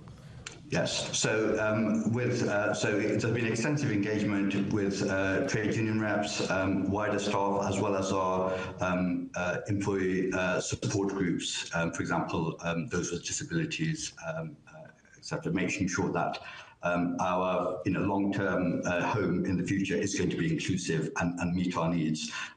In general, people it's fair to say that people generally favour options that make use of our estate, so Shoreditch or 8 Albert Embankment, rather than a rental option. And probably even more so, fair to say, 8 Albert Embankment is very popular with everyone, not least because it has a symbolic importance to a lot of staff. It is a historical HQ. It even still says London Fabricate HQ on the sign. So that's probably, I'll say, the most popular option as well. Sure. But we haven't based it purely based on popularity. I'll just say we've done a full cost-benefit analysis and looked at our needs as well. Sure. I mean, I've had the pleasure of visiting 8 Albert Embankment, including going into the area that I assume will become the free access museum, which has got some incredible features there memorialising the history of the fire brigade. So it's good to hear that you're going to make that publicly available. I just wondered that obviously you will be financially profiling the move, and you talked about the cost-benefit analysis. Are we going to be developing, are we seeing the fire brigade or some other part of the GLA helping the fire brigade develop the area above the ground and first floor, say, where there were traditionally flats? Is that going to be available for renting out as flats, or will the whole of 8 Albert Embankment become the HQ for the fire brigade? It's very large. Sure. So we see kind of 8 Albert Embankment as kind of there's three distinct parts to it. There's the front side, which is where the HQ will be proposed. So making use of the floors above the current fire station, redeveloping those, making them suitable for the HQ, and we talked about the memorial area and so adjacent areas for the museum and the exhibition space. So that's the focus of the HQ.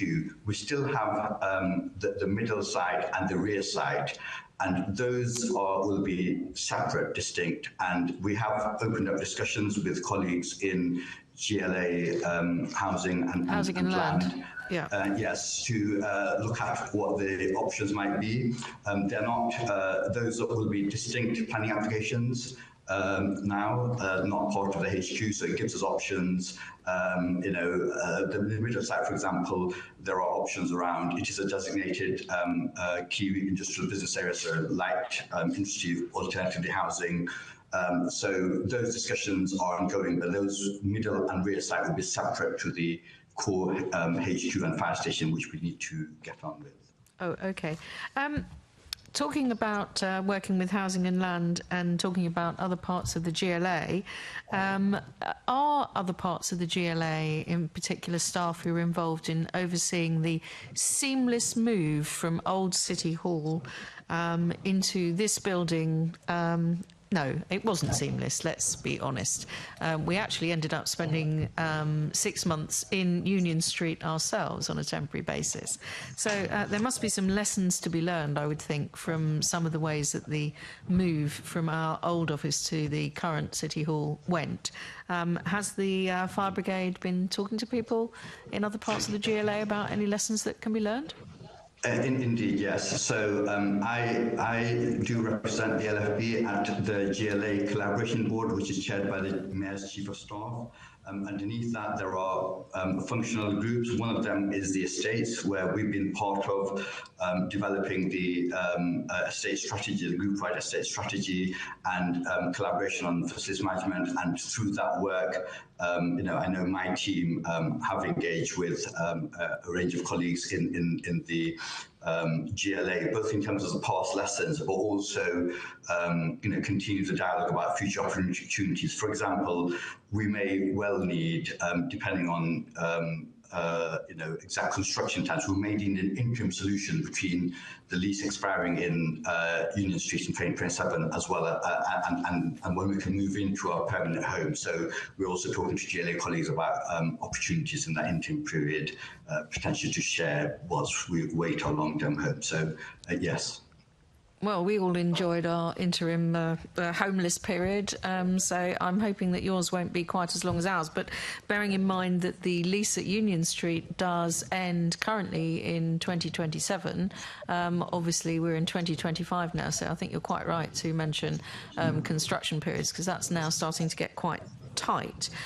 What are the financial implications of not renewing the lease at Union Street, or potentially the financial implications of maybe extending the lease for a short period to cover the whole of that construction period? Because obviously continuing on an interim basis in Union Street would probably be easier for everybody.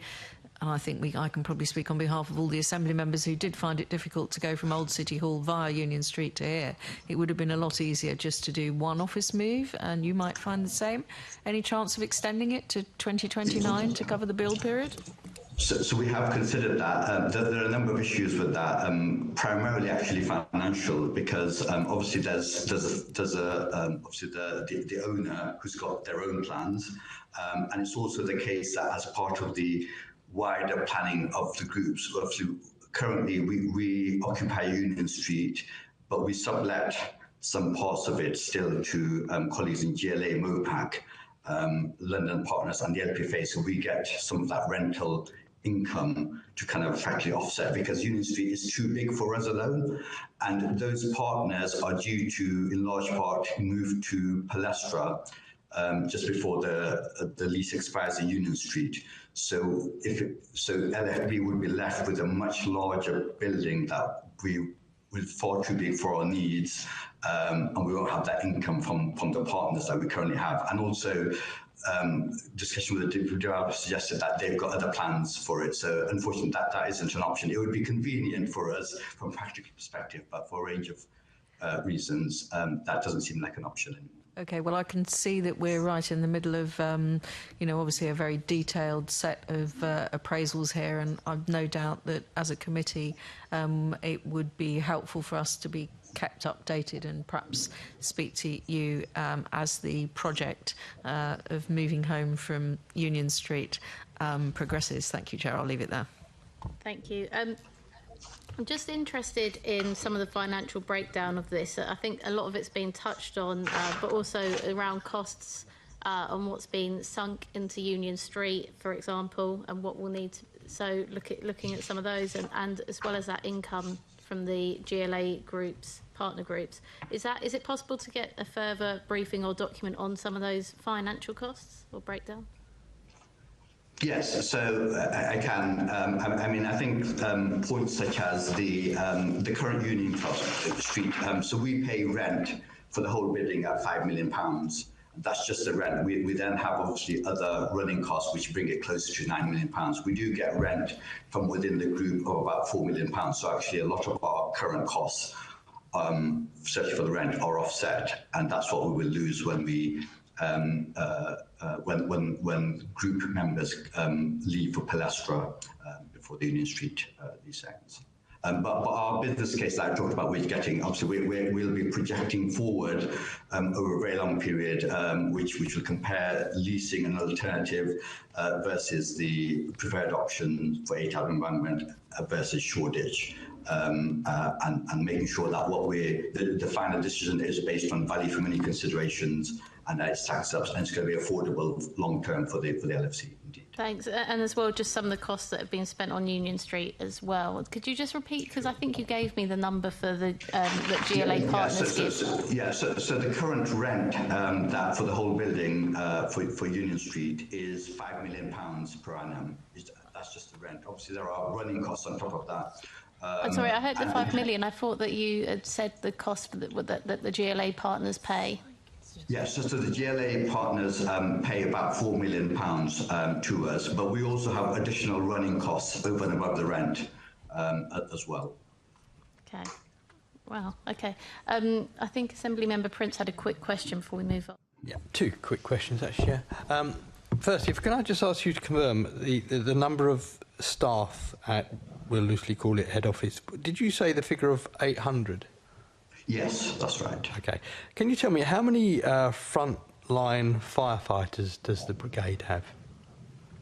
Yeah, so that's about 4,600 roughly.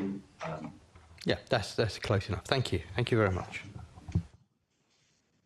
Did you say two questions? That was two questions. Or was it? It was very quick, sorry. Yeah, so you promised it would be. Yeah, Assembly Member Bakari, did you want to go on to Grenfell or Assembly Member Cooper? Okay, just a couple of questions then for me on this. What is the anticipated requirement for legal advice needed for the GLA following the publication of the final report of the Grenfell Tower inquiry last September? Is this more for you, Rachel, or should we stay online? I think Mossack will probably cover this. I don't have the full cost for the GLA as a whole. I came prepared for talking about the LFB fire costs for this, but I can take it away and find out what the detail is on that. Okay. So I suppose that was on the... Mossack, sorry. Yes, I can come in, obviously, just for the fire brigade itself. So our total, so what the decision paper that the committee was referring to, we anticipate our total Grenfell-related legal costs in 25-26 to be £1.7 million. Now, that's not just as a result of the, some of that is related to the further work as a result of the Phase 2 report, but a lot of that also relates to ongoing claims prior to the Phase 2 report arising from the tragic incident, because clearly we've had claims from bereaved survivors and residents, as well as emergency responders. A lot of the details around how that breaks down, I can't go into just because of confidentiality. But what I would say is much of our costs in the brigade are covered and recovered from our insurers, because we do have public liability insurance and employer's liability insurance. So in every year we produce a paper that sets out what we anticipate the budget requirement to be for the following year. Thanks. And can I check where we are with live civil claims? What? Yeah. Yes. So we've been, in terms of civil claims, we've been party to an alternative dispute resolution mechanism, mediation, along with the Royal Borough of Kensington, Chelsea government, and a range of other third parties. And those have, in large part, been settled, but there are still some outstanding claims, including for claims for contribution to legal costs. So that process continues. That's one of the reasons why we have an ongoing requirement for a budget approval, as set out in the paper, whilst noting that much of it is actually recovered from insurers. Okay, sorry, and what was the number?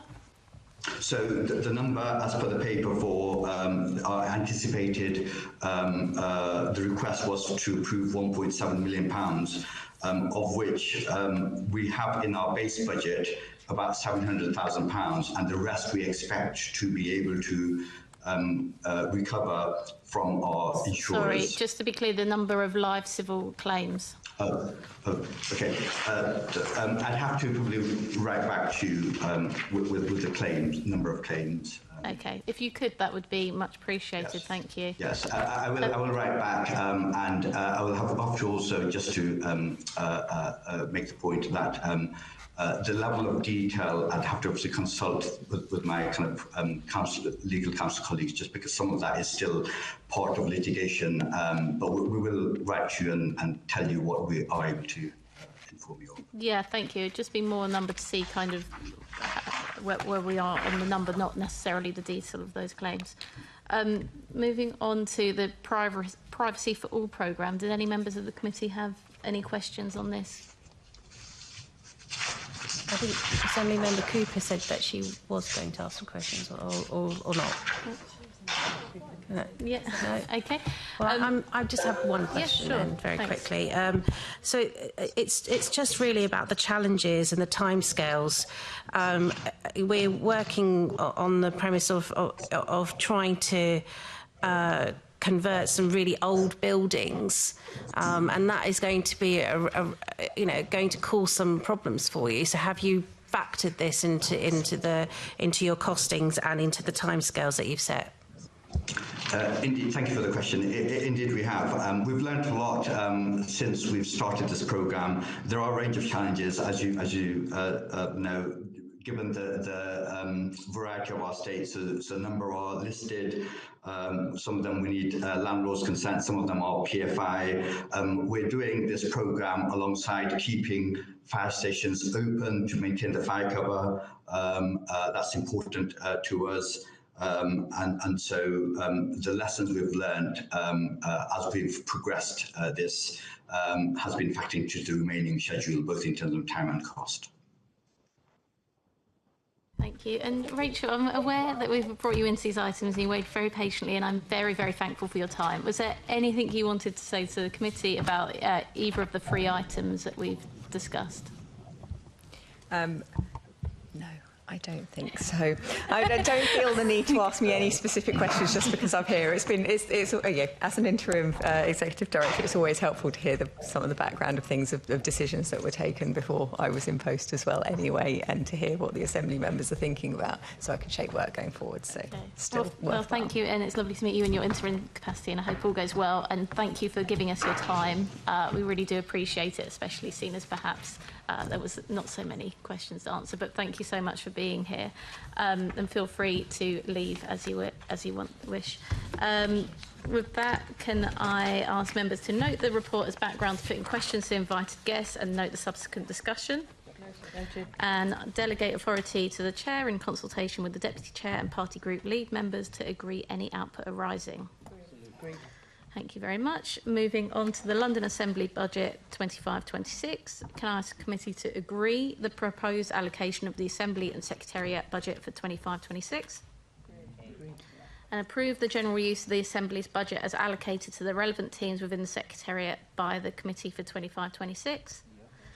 And finally, approve proposed reserve expenditure to support the creation of a G9 post for 2 years at a cost of £138,000. Thank you very much. The date of the next meeting of the Assembly will be due to take in 2025, but obviously that will be subject to the agreement of the London Assembly's annual meeting and the establishment of the committees and committee places in that year. Any other business from me? There is no urgent business, so I can sign off as chairing this committee for the last 2 years and sit in the back seats with you. And yeah, we'll know when the next committee date is for May soon. Thanks. Thank you, Chair.